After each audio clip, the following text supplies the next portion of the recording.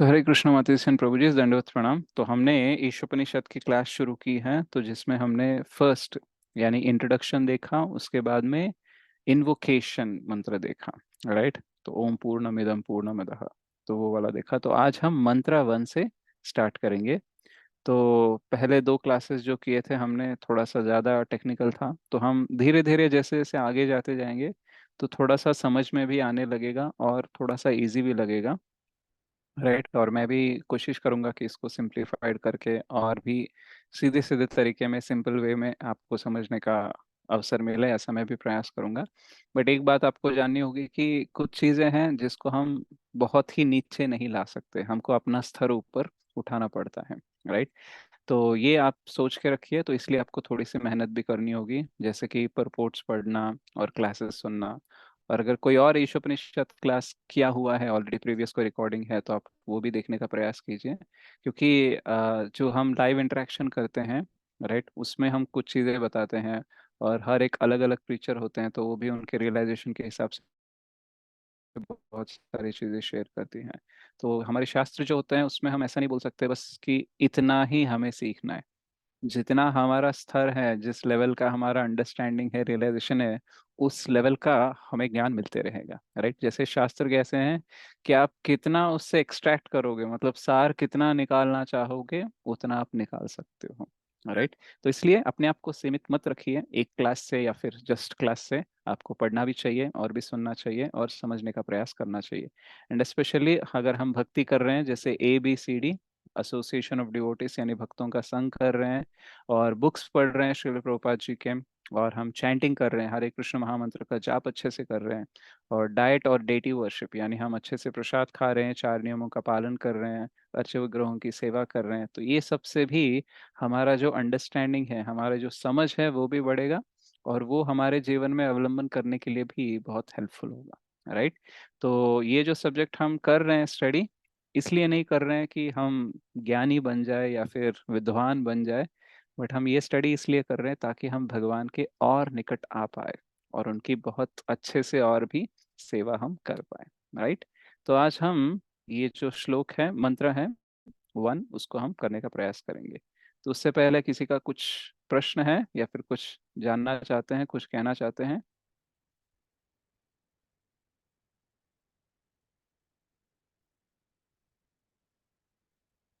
कोई कुछ नहीं कहना चाहता है तो then we can start it.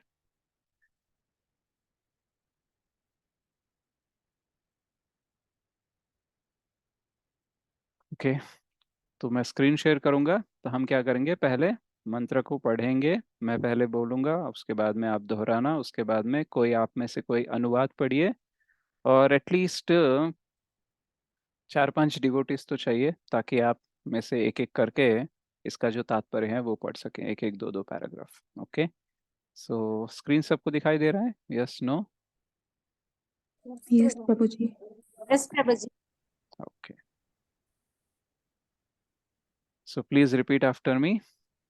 ईशावास्यमिदं सर्वम् ईशावास्यमिदं सर्वं यत्किञ्च जगत्यां जगत् यत्किञ्च जगत्यां जगत् तेन त्यक्तेन भुञ्जिता तेन तेन भुञ्जीता मा गृदः कस्य स्विद्धनम्। मा कस्य स्वधिधनं फिर से करते हैं। ईशावास्यमिदं सर्वम् ईशावास्यमिदं सर्वं यत् यत्किञ्च जगत्यां जगत् जगत्यां जगत् तेन त्यक्तेन भुञ्जिता तेन त्यक्तेन भुञ्जीता मा गृदः कस्य स्विद्धनम्। मा कृतः कस्य स्विद्धनं। अभी फर्स्ट लाइन पूरा पढ़ने का प्रयास करते हैं। ईशावास्यमिदं सर्वं यत्किञ्च जगत्यां जगत् ईशावास्यमिदं सर्वं यत्किञ्च जगत् तेन त्यक्तेन भुञ्जिता मा गृदः कस्य स्विद्धनम्। तेन तेन भुज्यते भुज्येन मागृहस्य धनम्। अभी पूरा श्लोक एक बार पढ़ूंगा मैं, उसके बाद में आप दोहराइए, तो सुनिए अच्छे से। ईशावास्यमिदं सर्वं यत्किंच जगत्यां जगत् तेन त्यक्तेन भुञ्जिता मा गृधः कस्य स्विद्धनम्। ईशावास्यमिदं सर्वं यत्किञ्च जगत्यां जगत् तेन त्यक्तेन भुञ्जिता मा गृधः कस्य स्विद्धनम्। सो अनुवाद कौन पढ़ना चाहेगा? एक एक दो शब्द पढ़िए और उसके बाद में हम सब आपके पीछे दोहराएंगे। इस ब्रह्मांड के भीतर की प्रत्येक जड़ अथवा चेतन वस्तु नहीं, एक मिनट, दो दो शब्द ही पढ़ने हैं ताकि आप पढ़ने के बाद हम भी आपके पीछे पीछे रिपीट कर सके। ओके। या इस ब्रह्मांड के भीतर इस ब्रह्मांड के भीतर की प्रत्येक जड़ अथवा चेतन वस्तु भगवान द्वारा नियंत्रित है और उन्हीं की संपत्ति है अतएव मनुष्य को चाहिए कि अपने लिए केवल उन्हीं वस्तुओं को अपनाए जो उसके लिए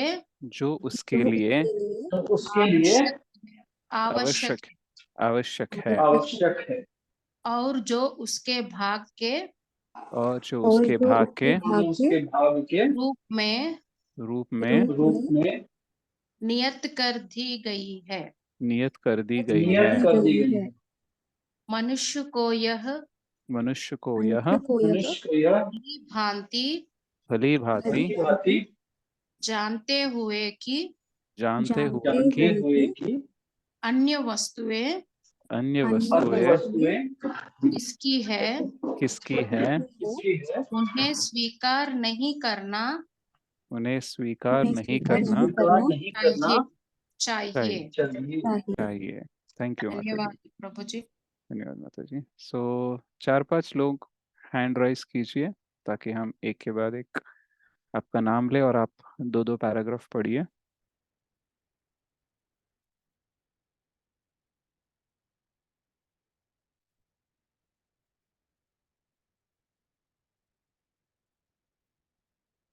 ओके, यस राजलक्ष्मी माता जी, आप पहले दो पैराग्राफ पढ़िए। आप अकेले पढ़िए, हम सिर्फ सुनेंगे। ओके। हरे कृष्णा प्रभु जी, धन्यवाद प्रणाम। धन्यवाद प्रणाम। तात्पर्य: वैदिक ज्ञान अमोघ है क्योंकि यह साक्षात भगवान से प्रारंभ होने वाली गुरु शिष्य के पूर्ण परंपरा से होकर आगे चलता आता है।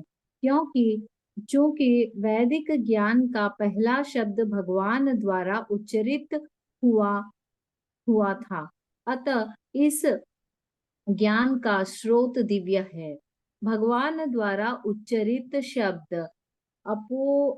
अपौरुषेय कहलाते हैं, जो इस बात का संकेत है कि यह शब्द किसी संसारी पुरुष द्वारा नहीं कहे गए। भौतिक संसार में रहने वाले जीव में 4 दोष होते हैं। 1. वह निश्चित रूप से त्रुटि करता है। 2.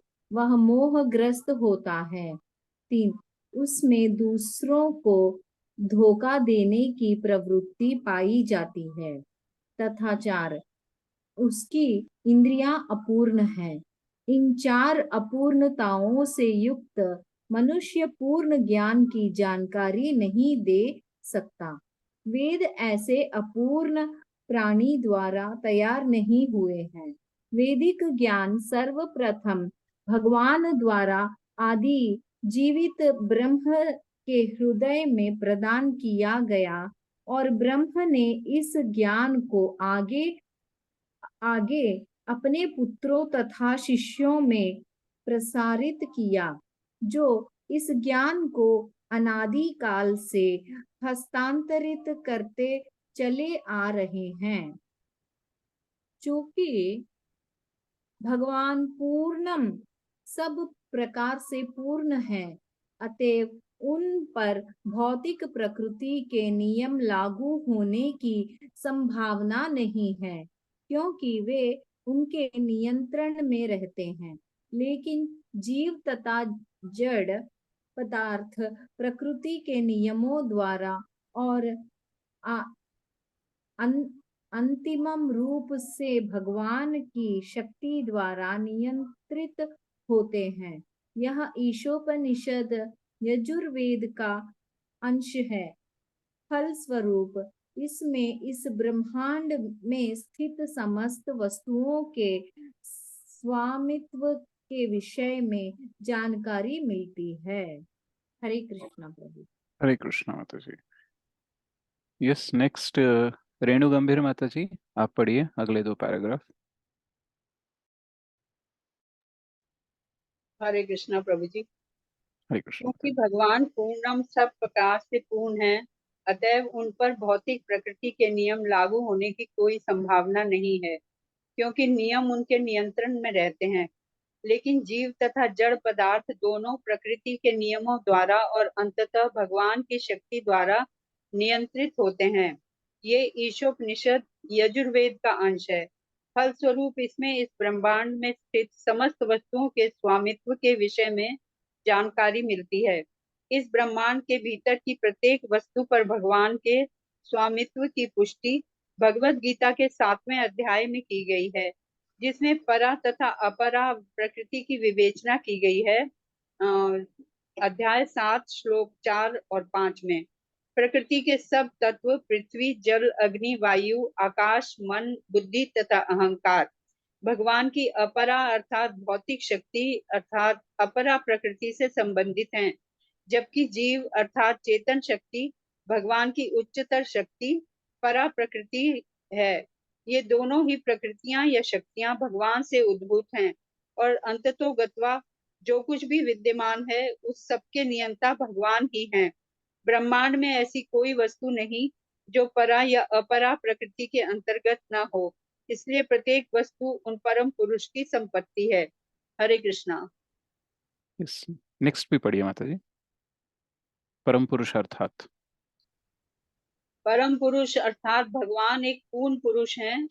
उनके पास अपनी विभिन्न शक्तियों के द्वारा हर वस्तु को समंजित करने की पूर्ण बुद्धि है। परम पुरुष की तुलना बहुधा अग्नि से की जाती है और प्रत्येक जड़ तथा चेतन वस्तु की तुलना अग्नि के ताप तथा प्रकाश से की जाती है। और जिस प्रकार ताप तथा प्रकाश के रूप में अपनी शक्ति का वितरण अग्नि जिस प्रकार ताप तथा प्रकाश के रूप में अपनी शक्ति का वितरण करती है, उसी प्रकार भगवान भी विभिन्न प्रकारों से अपनी शक्ति का प्रदर्शन करते हैं। इस प्रकार वे परम नियंता, सभी के पालक तथा आदेशक हैं।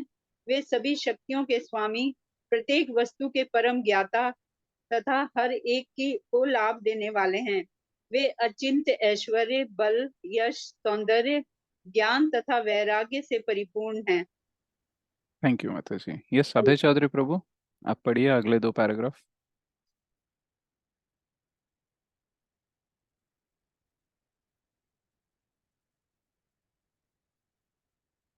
अभय चौधरी प्रभु, क्या आप पढ़ सकते हैं? अदरवाइज अनीता माता जी। हरे कृष्ण प्रभु जी, मैं बाहर हूँ जरा। प्रभु जी చాలా ధన్యవాదాలు।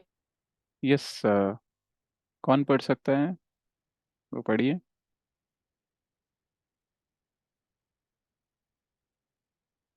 Anyone is fine.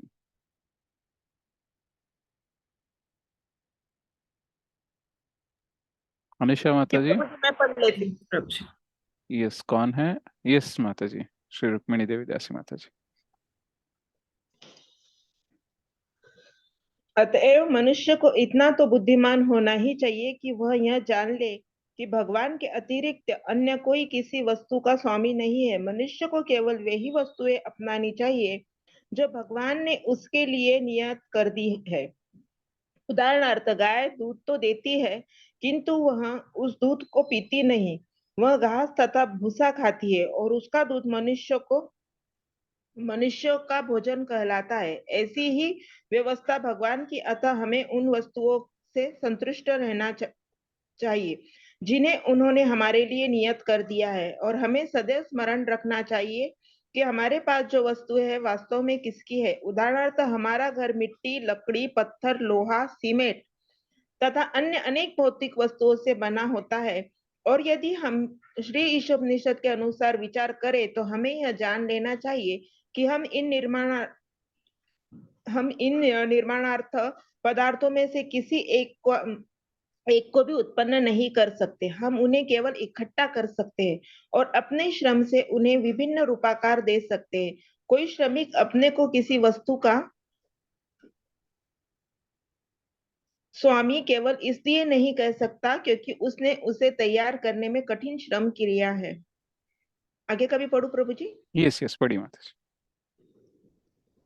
आधुनिक समाज में श्रमिकों तथा पूंजीपतियों में सदैव एक बड़ा झगड़ा चलता रहता है। इस झगड़े ने अंतरराष्ट्रीय रूप धारण कर लिया है और विश्व संकट में है। मनुष्य एक दूसरे से शत्रुता करते हैं और कुत्ते बिल्लियों की तरह गुर्राते हैं। श्री ईशोपनिषद कुत्ते बिल्लियों को उपदेश नहीं दे सकती, लेकिन यह मनुष्य को प्रामाणिक आचार्य के माध्यम से ईश्वर का संदेश प्रदान कर सकती है। मानव जाति को चाहिए कि ईशोपनिषद के इस वैदिक ज्ञान को ग्रहण करे और भौतिक स्वामित्व के लिए न झगड़े। मनुष्य को भगवान की कृपा से जो भी सुविधाएं प्राप्त हुई है उन्हीं में संतुष्ट रहना चाहिए। यदि साम्यवादी या पूंजीपति या कोई अन्य दल प्राकृतिक संसाधनों पर स्वामित्व जताता है तो शांति स्थापित नहीं हो सकती, क्योंकि ये सब भगवान की संपत्ति है। न तो पूंजीपति साम्यवादियों को केवल राजनीतिक चालों से दबा सकते हैं, न ही साम्यवादी पूंजीपतियों को केवल चुराई हुई रोटी के लिए लड़कर उन्हें हरा सकते हैं। यदि पूंजीपति भगवान के स्वामित्व को मान्यता प्रदान नहीं करते हैं तो वह सारी संपत्ति जिन्हें वे अपनी होने का दावा करते हैं चुराई हुई है। फलस्वरूप उन्हें प्रकृति के नियमों के अनुसार दंडित होना पड़ेगा। नाभिकीय बम साम्यवादियों तथा पूंजीपतियों दोनों के ही पास है, और यदि वे दोनों परमेश्वर के स्वामित्व को नहीं मानते तो यह निश्चित है कि ये बम अंतत्वगत्वा दोनों पक्षों का विनाश कर देंगे। अतएव अपने आप को बचाने तथा विश्व में शांति लाने के लिए दोनों पक्षों को भी ईशोपनिषद के उपदेशों का अनुसरण करना चाहिए। Thank you Mata ji. Yes अभय प्रभु, आप पढ़ेंगे अगले 2 पैराग्राफ। आपने अनम्यूट किया था। कहाँ से पढ़ना था प्रभु? यहाँ से, मनुष्य कुत्ते बिल्लियों की तरह। मनुष्य कुत्ते बिल्लियों की तरह लड़ने झगड़ने के नियमित नहीं बने हैं। निमित्त नहीं बने हैं। उसे मनुष्य जीवन की महत्ता एवं उद्देश्य को समझने के लिए तो बुद्धिमान होना ही चाहिए। वैदिक साहित्य मानवता के लिए है, न कि कुत्ते बिल्लियों के लिए। कुत्ते बिल्लियां अपने भोजन के लिए किसी पाप के भागी बने बिना अन्य पशुओं का वध कर सकते हैं, किंतु यदि कोई मनुष्य अपने अनियंत्रित स्वाद की तुष्टि के लिए किसी पशु का वध करता है तो वह प्रकृति के नियमों को तोड़ने के लिए उत्तरदायी होता है। फलस्वरूप उसे दंडित होना पड़ेगा। मनुष्य का जीवन मानक पशुओं पर लागू नहीं किए जा सकते। बाघ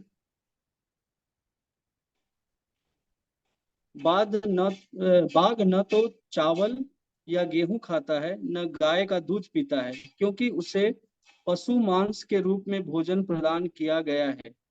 अनेक पशुओं तथा पक्षियों में से कुछ तो शाकाहारी है और अन्य मांसाहारी है, लेकिन इनमें से कोई एक भी प्रकृति के नियम का उल्लंघन नहीं करता, क्योंकि ये नियम भगवान की इच्छा अनुसार बने हैं।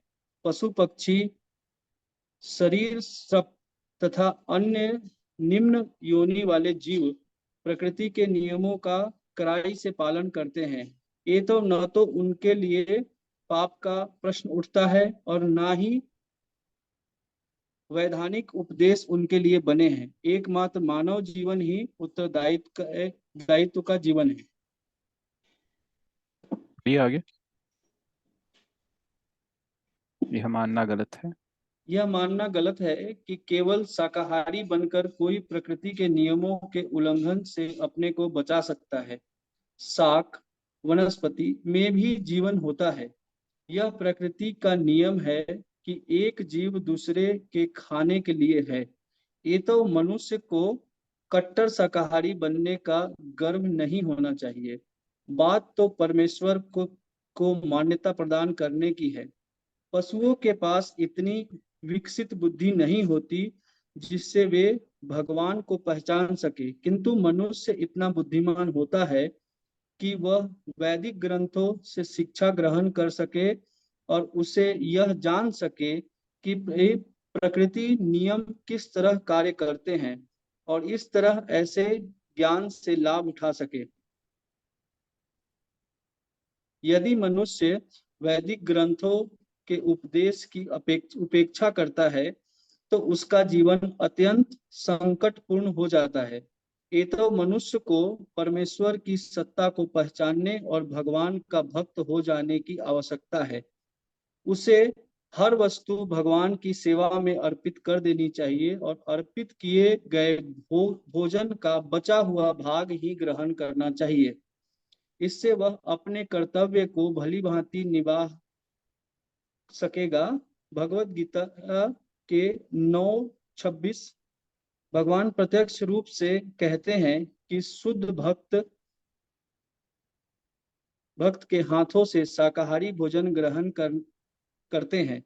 ये तो मनुष्य को न केवल कट्टर शाकाहारी बनना चाहिए अपितु भगवत भक्त भी होना चाहिए और सारा भोजन भगवान को अर्पित कर देना चाहिए। तत्पश्चात केवल प्रसाद अथवा भगवान की कृपा ग्रहण करनी चाहिए। केवल वही लोग जो इस तरह से कार्य करते हैं मनुष्य जीवन के कर्तव्य को भली भांति निभा सकते हैं। जो लोग भगवान को अपना भोजन अर्पित नहीं करते वे वस्तुत पाप खाते हैं और विभिन्न प्रकार के दुख भोगते हैं जो पाप के फल होते हैं। भगवत गीता 6:16 3:13 3:13 सॉरी लास्ट भी पढ़ दीजिए। भगवान के स्वामित्व की अवमानना करके प्रकृति के नियमों का जानबूझकर उल्लंघन करना ही पाप की जड़ है। प्रकृति के नियमों या भगवान के आदेश का उल्लंघन करने से मानव का विनाश होता है। इसके विपरीत जो मनुष्य सौम्य है, प्रकृति के नियमों को जानता है और व्यर्थ के राग या द्वेष से प्रभावित नहीं होता, उसे अवश्य ही भगवान अपने हैं और वह इस तरह भगवत धाम अर्थात शाश्वत धाम जाने का अधिकारी हो जाता है। Hare Krishna. Hare Krishna. Thank you so much Prabhu. तो ये मैंने क्लास में पढ़ने के लिए बोला सबको, ताकि आपको एक रिवीजन जैसा हो जाएगा नेक्स्ट टाइम जब आप पढ़ोगे। तो ये श्लोक जो है ये हमें बता रहा है कि हमें एक्चुअल में क्या करना चाहिए, कैसे रहना चाहिए इस जीवन में। तो हम देखते हैं ईशोपनिषद में हम क्या सीखते हैं। ये सारी चीजें सीखते हैं कि कैसे हम भगवान के पास जा सके और भगवान की सेवा कर सके। राइट। सो यहाँ पे जो इसके मंत्रस है 18, तो उसका डिवीजन कैसे किया गया मैं आपको जस्ट एक स्लाइड दिखाता हूँ।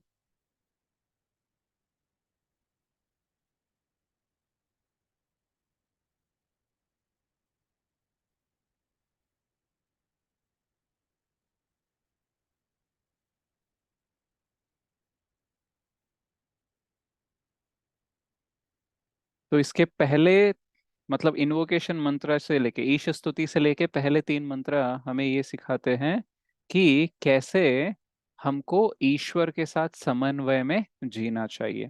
और 4 से लेके 8 हमें ये सिखाते हैं कि कैसे हम ईश्वर को समझे।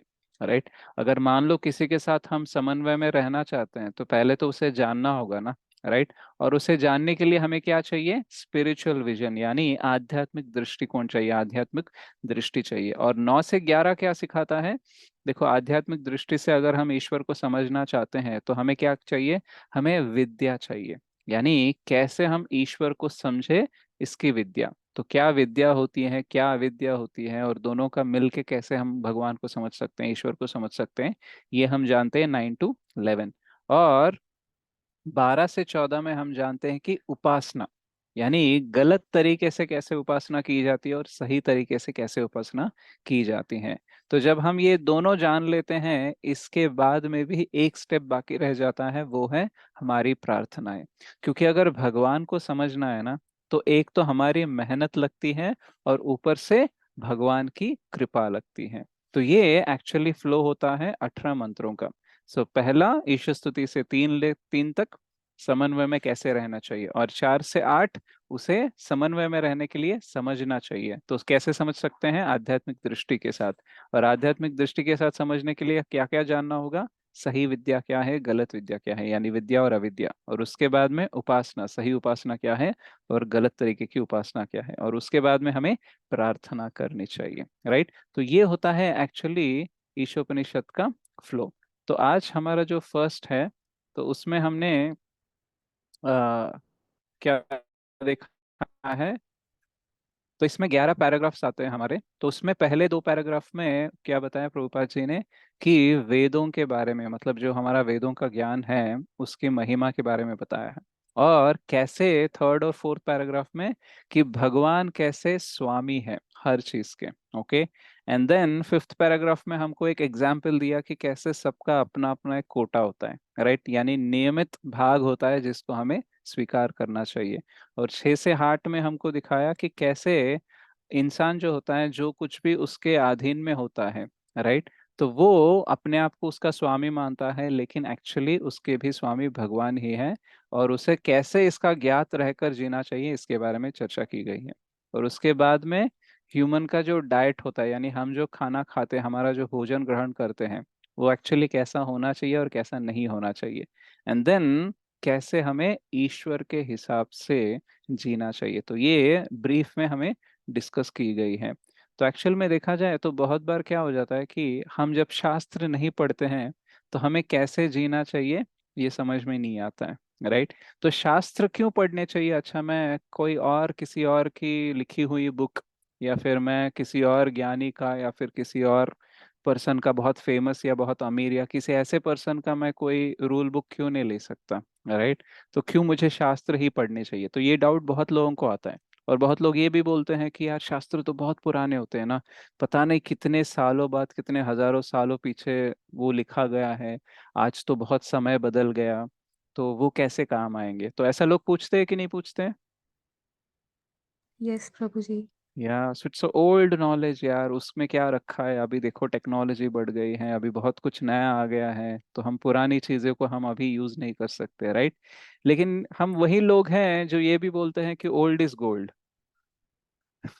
राइट। तो जब शास्त्रों की बात आती है तो बोलते हैं old is just waste, right. लेकिन बाकी कुछ है चीजें जो बहुत कीमती हैं हमारे लिए, तो हम बोलते हैं उसको ओल्ड इज गोल्ड, राइट। तो एक्चुअल में क्या होता है कि शास्त्रों को क्यों फॉलो करना चाहिए? यहाँ पे श्रील प्रभुपाद जी ने बोला है बहुत अच्छे से कि शास्त्र अपौरुषेय है, यानी किसी नॉर्मल संसारी इंसान ने नहीं लिखी है, राइट। किसी नॉर्मल इंसान ने लिखता तो उसमें गलतियां हो सकती हैं, क्योंकि हमारे 4 डिफेक्ट्स होते हैं। क्या डिफेक्ट्स होते हैं उसमें? कोई बता सकता है? What are the 4 defects? Uh, हम निश्चित रूप से त्रुटि करते हैं। निश्चित रूप हम से त्रुटि करते हैं। हम मूढ़, धोखा देने की प्रवृत्ति। दूसरों को धोखा। धोखा देने की प्रवृत्ति होती है, और हम्म। हमारी बुद्धियां अपूर्ण है। अपूर्ण है राइट। और हम हमेशा भ्रम में रहते हैं, और ग्रस्त रहते हैं, भ्रम में रहते राइट। तो इसलिए हम शास्त्र, अगर इंसान लिखता तो हम फॉलो नहीं हो पाते। तो भगवान इन 4 त्रुटियां जो हैं, राइट, ये जो 4 डिफेक्ट्स हैं इसके परे हैं। और इसलिए हमें शास्त्रों को मानना चाहिए।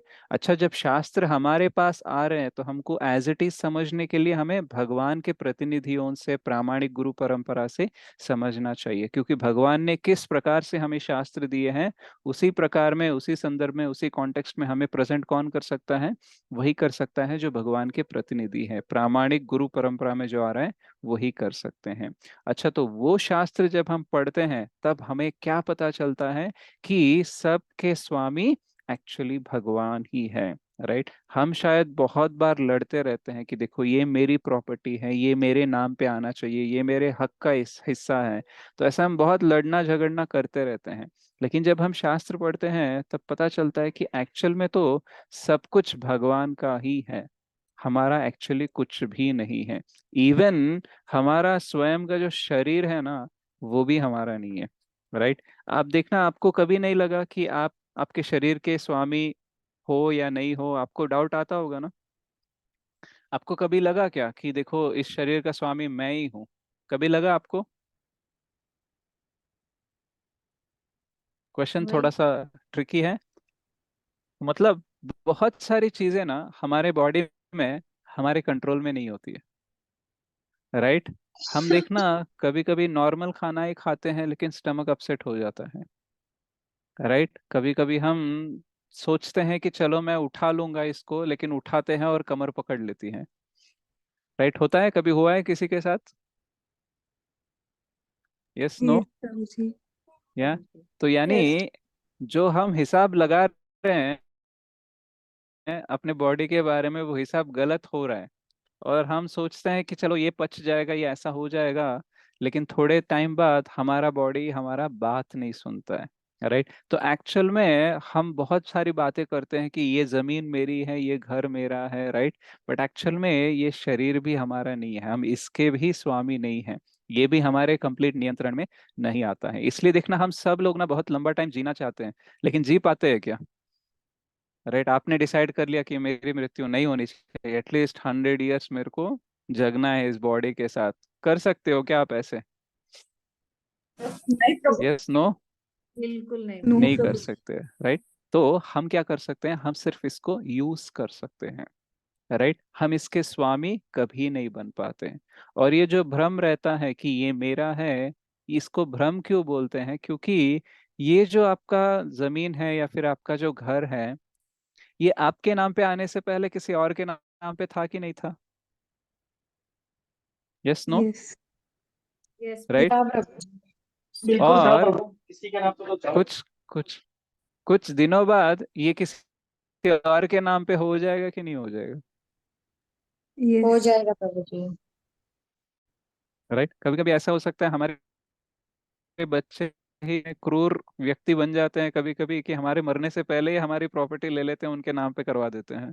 राइट, तो बोलते हैं आपके जाने के बाद क्या करेंगे, आपके होते हुए ही हमको बंटवारा करके दो, सब कुछ दो। राइट, तो यानी हमारे सामने ही दिख रहा है कि जो आज मैं मेरा बोल रहा हूँ वो एक्चुअली कुछ दिनों बाद मेरा नहीं रहेगा, और जो मेरा आज बोल रहा हूँ वो पहले भी मेरा नहीं था। तो चलो मान लेते हैं कि हमारे बच्चे सब ठीक है और जब तक हमारी मृत्यु नहीं हो रही है तब तक सब कुछ हमारे नाम पे चल रहा है, ऐसा भी हम सोच के चल नहीं सकते। मान लो अगर हमारे देश पर किसी ने अटैक कर लिया और उन्होंने सब कुछ हड़प लिया, तो जो हमारा है वो भी हमारा नहीं रहेगा। राइट, तो एक्चुअली इसे भ्रम क्यों बोलते हैं? क्योंकि टेम्पररीली हम, हाँ, ओनर हैं, हमारे नाम पे घर है, ये हमारा शरीर है, हम इसको यूज कर रहे हैं, इस पे थोड़ा सा स्वामित्व दिखाने का प्रयास कर रहे हैं, लेकिन ये सब लिमिटेड टाइम के लिए ही होगा। राइट, उसके बाद में ये सब चेंज ही होने वाला है। इसलिए हमें कभी नहीं समझना चाहिए कि this belongs to me. Right, तो ये मेरा है, मैं इसका स्वामी हूँ, ऐसा हमें समझना नहीं चाहिए। अच्छा, समझेंगे तो प्रॉब्लम क्या होगा? प्रॉब्लम ये होगा कि हम इसको मिसयूज करेंगे। राइट, जब हम किसी पर स्वामित्व दिखाते हैं तो हम अपने मन के हिसाब से उसको यूज करना स्टार्ट करते हैं। राइट, तो जब मन के हिसाब से हम स्टार्ट करते हैं यूज करना, तो क्या होता है? बहुत बार मिसयूज हो जाता है। तो उसकी वजह से हमें पहले क्या ज्ञात रहना चाहिए कि ये सब कुछ मेरा नहीं है। अच्छा, ये सब कुछ मेरा नहीं है तो मतलब किसी ना किसी का तो होगा ही ना। राइट, तो वो कौन है? तो वो एक्चुअली भगवान है। जैसे बहुत सारे लोगों को ऐसा विश्वास रहता है कि ये जो जगत है ये ऑटोमेटिकली बाई चांस आ गया, मतलब प्रकृति का निर्माण कैसे हो गया, ऑटोमेटिक हो गया, राइट। कोई भी चीज ऑटोमेटिकली आती है क्या अस्तित्व में? यस, आती है क्या? आपने कभी देखा है? नहीं नहीं नहीं, प्रभु जी। कोई राइट। कारण तो जो कुछ भी अस्तित्व में आ रहा है उसका कोई स्रोत होता है, उसका कोई ओरिजिन होता है, राइट। सो ये जो बाय चांस आ रहा है ऐसा बहुत लोग बोलते हैं, लेकिन बाकी जो चीजें हैं उसमें वो कभी नहीं बोलते हैं कि बाय चांस आ गया। जैसे मान लो अगर किसी ब्रिज का कंस्ट्रक्शन हुआ है, किसी फ्लाईओवर का कंस्ट्रक्शन हुआ है, और वो कंस्ट्रक्शन होने के बाद गिर गया, ठीक है, तो क्या इंजीनियर या आर्किटेक्ट बोल सकता है क्या वो तो बाय चांस गिर गया? ऐसा बोल सकता है? ऐसा बोलेंगे तो उसको बोलेंगे कि ठीक है चल जाएगा, ऐसा कोई छोड़ देंगे उसको? No, right. तो कोई ना रिस्पॉन्सिबल होगा ही। हाँ, मतलब कोई ना कोई त्रुटि हुई होगी, वरना एक पुल बनता है ना गिरने के लिए, वो कैसे गिर गया, राइट। तो यानी मान लो जो चीज गलत होनी है उसमें ही कोई कारण हो सकता है, तो इतनी सृष्टि इतनी अच्छे से चल रही है, इतना अच्छा मेंटेन हो रहा है, मतलब इसका कोई ना कोई तो मूल होगा, इसका कोई ना कोई तो स्वामी होगा, चलाने वाला होगा, right. So nothing comes from nothing, यानी कुछ भी जो आता है वो कुछ ना कुछ से आता है। ऐसा कभी नहीं बोल सकते कि बाय चांस आ गए या फिर ऐसे ही आ गया, कुछ नहीं होता है। सबका एक सिस्टमेटिक क्रिएशन होता है, सृजन होता है। तो वो कौन करता है? वो भगवान मेंटेन करते हैं। हम देखते हैं भगवत गीता में कि मया अध्यक्षेण प्रकृति सूयते सचराचरम हेतुनानेन कौन्तेय जगत विपरिवर्तते। तो ये जो पूरी प्रकृति है, ये जो पूरी सृष्टि है, ये मेरे अंडर सुपरविजन में चल रही है, राइट। इसलिए इसका क्या हो रहा है? सृजन हो रहा है, विनाश हो रहा है, मेंटेन हो रहा है, सब कुछ हो रहा है। और इवन 7.4 और 7.5 में भगवान डिक्लेयर कर रहे हैं कि देखो ये जो सारा कुछ है वो मेरा ही है। क्या बोल रहे हैं वो? जैसे मान लो हम अगर इस सृष्टि में देखते हैं तो 8 मुख्य एलिमेंट्स होते हैं, तो उसमें क्या क्या आते हैं? हम ये श्लोक देखते हैं 7.4 और 7.5। भूमिरापो नलो भूमिरापो वायु। नलो वायु खम मनो बुद्धिरेव च अहंकार इति यम में भिन्न प्रकृतिरष्टधा। तो 8 बता रहे हैं भौतिक जगत के। क्या क्या बता रहे हैं? भूमिरापो नलो वायु, earth water fire air ether, यानी ये जो पंचभूत है, और मन बुद्धि अहंकार, ये 8 एक्चुअली मेरे ही शक्तियां हैं, राइट। जब हम घर का कंस्ट्रक्शन करते हैं, ठीक है, क्या क्या यूज करते हैं हम? सीमेंट यूज करते हैं, आयरन यूज करते हैं, ईट यूज करते हैं, राइट। जो कुछ भी करते हैं और जो कोई भी करता है, क्या ये 8 के परे कुछ है? नहीं, राइट। तो 8 के परे कुछ नहीं है, और 8 भगवान के ही है। और जो करता है, राइट, वो भी मेरा ही शक्ति है, ऐसा भगवान बताते हैं 7.5 में।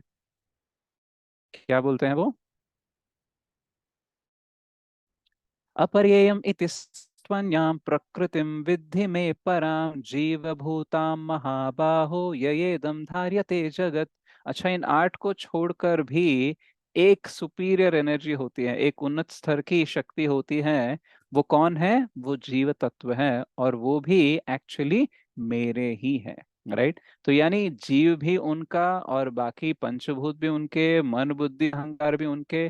तो फिर हमारा क्या रह गया, राइट। तो सब कुछ तो उनका ही है, राइट। तो प्रभुपाद जी एक बार एग्जांपल देते हैं कि मान लो अगर कोई कारपेंटर है, तो उस कारपेंटर को हमने कुर्सी बनाने के लिए लकड़ी दिया, खीले दिए, हथौड़ा दिया, सब कुछ दिया, और उसने क्या किया? अच्छे से एक कुर्सी बनाई, और बनाने के बाद बोलता है कि ये कुर्सी मेरी है, राइट। तो बताओ ये सही है कि गलत है? गलत है। गलत है, राइट, क्योंकि लकड़ी दी ओनर ने, राइट, कीले दिए ओनर ने, हथौड़ा भी उसने ही दिया, काम करने की जगह भी उसने दी। तो जब उसने बनाया है तो वो ओनर की हो जाएगी ना, राइट। वो बनाने के लिए थोड़ा सा उसको जो भी चार्जेस है वो दे देगा, लेकिन वो कुर्सी को ओन नहीं कर सकता, राइट। तो वैसे ही हम सारे पंचभूतों को, इन सबको यूज कर रहे हैं, और यूज करने के बाद हम उस पे स्वामित्व बनाने का प्रयास कर रहे हैं, राइट। तो एक्चुअली हमारे नाम पे घर होना गलत बात नहीं है।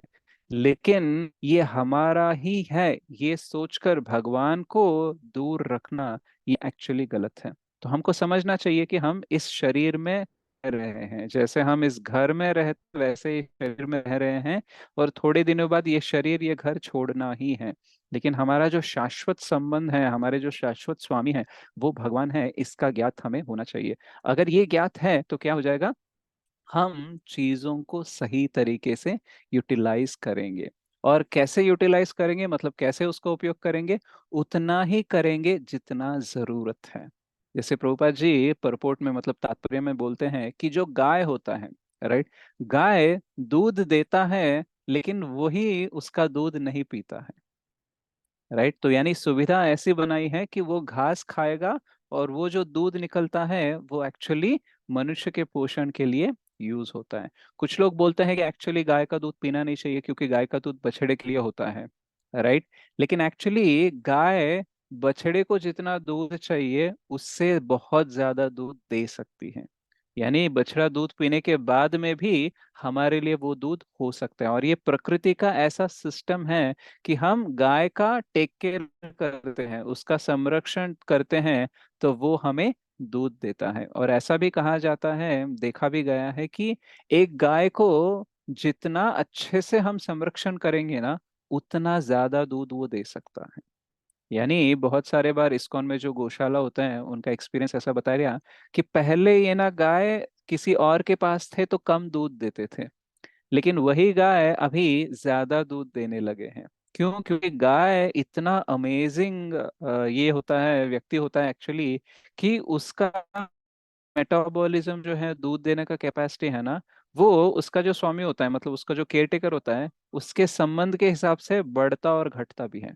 तो if we are taking care of the cow very nicely, we can get more milk, right. और दूध से क्या निकलता है, दही घी और ये सारे निकलते हैं, और इससे हमारा पोषण होता है। तो गाय घास खाता है, दूध देता है, उससे हमारा पोषण होता है, राइट। तो ये सिस्टम ऐसे दिया गया है। अभी जैसे उसका गाय का कोटा क्या है, घास खाने का है, राइट।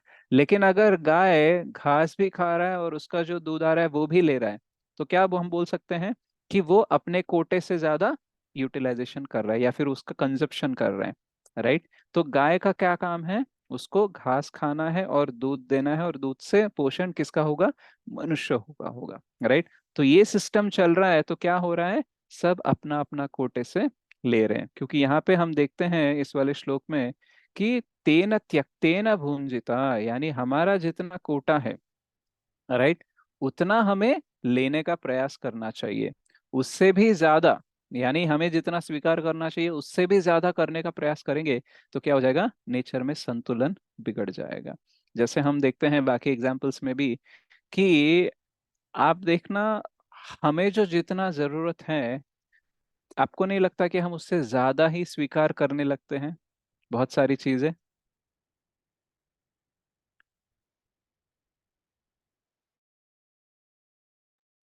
यस प्रभु जी।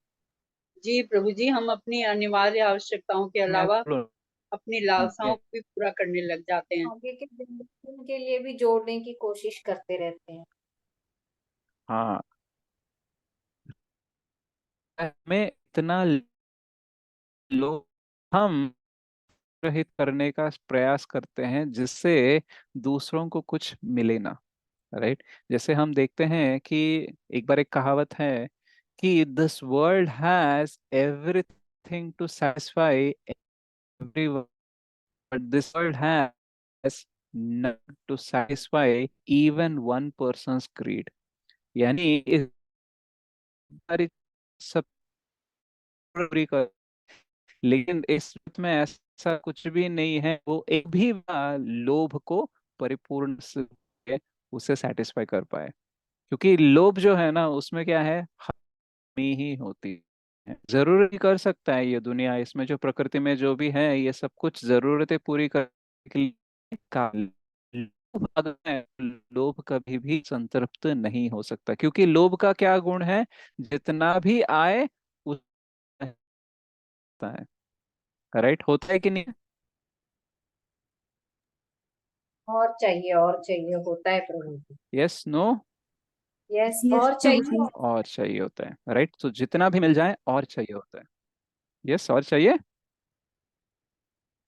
तो जरूरतें पूरे करने के लिए ये दुनिया में सब कुछ है, लेकिन जब लोभ आ जाता है तो क्या हो जाता है, हम उससे भी ज्यादा संग्रहित करने का प्रयास करते हैं, राइट। आपने देखा होगा कभी कभी ये जो नॉर्मल हमारा जो राशन होता है या फिर सब्जियां होती है, इनके कभी कभी रेट्स बहुत ही बढ़ जाते हैं और एकदम से कम भी हो जाते हैं, राइट। तो कभी आपने एक्सपीरियंस किया, जैसे बीच में बहुत टमाटर बढ़ गए थे, 100-150 किलो हो प्रभु गए जी। थे, राइट। तो एक्चुअली इसको क्या बोलते हैं, फोर्सफुल, क्या बोलते हैं, सप्लाई डिमांड क्रिएट करना। यानी नेचुरली टमाटर बहुत है, लेकिन वो क्या करते हैं, मार्केट में सप्लाई होने नहीं देते हैं। तो आर्टिफिशियली वो एक ऐसा सप्लाई और डिमांड का मिसमैच क्रिएट करते हैं कि उससे सप्लाई कम है और डिमांड बहुत ज्यादा है, राइट। तो क्या हो जाएगा, तब हर चीज जो मिल रही है वो कॉस्टली हो जाएगी। जैसे मान लो अगर डिमांड 10 किलो है लेकिन सप्लाई 1 किलो ही है, तो फिर क्या होगा, लोग ज्यादा पैसे देके खरीदना चाहेंगे कि नहीं चाहेंगे। यस प्रभु जी। यस। तो मैं क्या करूंगा कि एको लोगों को 10 किलो की जरूरत है, मेरे पास 10 किलो है, लेकिन मैं 9 किलो को ना कहीं छुपा के रखूंगा और मैं बोलूंगा सिर्फ 1 किलो ही अवेलेबल है। तो फिर क्या हो जाएगा, लोग मैं जो भी रेट बोलूंगा उस पे खरीदने के लिए रेडी हो जाएंगे, राइट। तो ऐसे धीरे धीरे करके मैं अपने 10 किलो टमाटर से क्या करूंगा, मैं एक्चुअली 10 गुना पैसा कमाने का प्लान करूंगा। तो ये artificial mismatch of demand and supply, तो ये क्रिएट करते हैं ताकि पैसा ज्यादा कमाने के लिए। तो उससे क्या होता है, एक्चुअली नॉर्मल हमारा लाइफ जो चल रहा है ना वो डिस्टर्ब हो जाता है। तो ऐसे बहुत सारी चीजें हम करते रहते हैं, एक सब्जियों में नहीं, राशन में ही नहीं, बहुत सारे जगहों पे हम ऐसे करते रहते हैं। क्यों? क्योंकि हमारा लोभ, कि देखो लोगों को हम थोड़ा सा पीड़ित करके, लोगों को उनको उनकी जरूरतें ना पूरी करके हम अपनी लोभ को संतुष्ट कर सके। तो जब व्यक्ति ऐसा करने लगता है तो क्या हो जाता है, झगड़े और वॉर्स ये सब शुरू हो जाते हैं। सबको क्या चाहिए, सबके पास लोभ है, तो सब किसी ना किसी तरीके से दूसरे को पीड़ित करके अपने आप को संतुष्ट करने का प्रयास करेंगे। तो प्रभुपाद जी बोलते हैं ये तो एक्चुअली कुत्ते बिल्लियों वाला खेल हो गया ना, राइट। कि हम ये कर रहे हैं कि देखो ये मुझे चाहिए मुझे चाहिए, बट एक्चुअली इंसान को कैसे रहना चाहिए, इंसान के पास दूसरों की भूख को समझने की शक्ति होती है। A man can actually have empathy for others' needs. तो ये केवल ये इंसान ही कर सकता है। एक जानवर दूसरे जानवर के भूख के बारे में सोच नहीं सकता, मैक्सिमम उसके बच्चे के बारे में सोच पाएगा। लेकिन आपने कभी देखा है क्या कि कोई जानवर अन्नदान कर रहा है, no Prabhu ji. Right. Only humans can do it, क्योंकि वो इंसान समझ सकता है कि यार भूख कितनी मतलब गलत चीज है, किसी को भूखा नहीं रहना चाहिए। तो वो दया गुण जो है वो अपने से बाहर आकर दूसरों के बारे में केवल इंसान ही सोच सकता है। लेकिन अगर वैसा इंसान ही लोभी बनता जाएगा तो क्या हो जाएगा, इम्बैलेंस आते रहेगा। और ये इम्बैलेंस हम ज्यादा से ज्यादा कहाँ दिखाते हैं, नॉनवेज खाने में एक्चुअली। तो ऐसा कहा जाता है कि एक वेजिटेरियन को खाना देने के लिए जितनी जमीन का यूज होता है, उससे 3 से 15 गुना ज्यादा जमीन चाहिए सिर्फ एक नॉन वेजिटेरियन को फीड करने के लिए। यानी मान लो अगर एक वेजिटेरियन को खाना खिलाने के लिए जीवन भर में 1 एकड़ चाहिए, तो एक नॉन वेजिटेरियन को खिलाने के लिए 3 से 15 एकड़ की जमीन चाहिए। तो आपको लगेगा ये कैसे हो सकता है, क्योंकि नॉनवेज चाहिए, मतलब नॉनवेज जिसको खा रहे हैं हम, उस जानवर का खाद क्या होता है, उसका तो घास और ये सब होगा ना, राइट। तो एक्चुअल में एक लिविंग बीइंग को, एक जानवर को पोषण देने के लिए हमें खेती बाड़ी करनी होगी। और जितनी खेती बाड़ी एक जानवर का पोषण करके और उसके द्वारा किसी इंसान को पोषण कर रहे हैं, तो इस प्रोसेस में 3 से 15 गुना ज्यादा जमीन लगती है। और इसकी वजह से क्या हो रहा है कि मान लो अगर सिर्फ नॉन वेजिटेरियंस को सेटिस्फाई करने के लिए हम 3 से 15 एकड़ जमीन यूज कर रहे हैं। हाँ, स्वाइप मशीन कुठे रे, इथं नाही आहे, तिकडे बघ। ओके। सो इतना जा रहा है तो क्या हो जाएगा, गरीबी बढ़ेगी कि नहीं बढ़ेगी, इजंट इट। तो क्योंकि नॉर्मल फूड उगाने के लिए हमारे पास जमीन ही नहीं बची है, राइट। तो इसीलिए क्या हो जाएगा, गरीबी बढ़ जाएगी। So we have to help others by becoming a vegetarian बोलते हैं। अच्छा, वेजिटेरियन बनने से क्या हो जाएगा, हेल्प हो सकती है, HELP।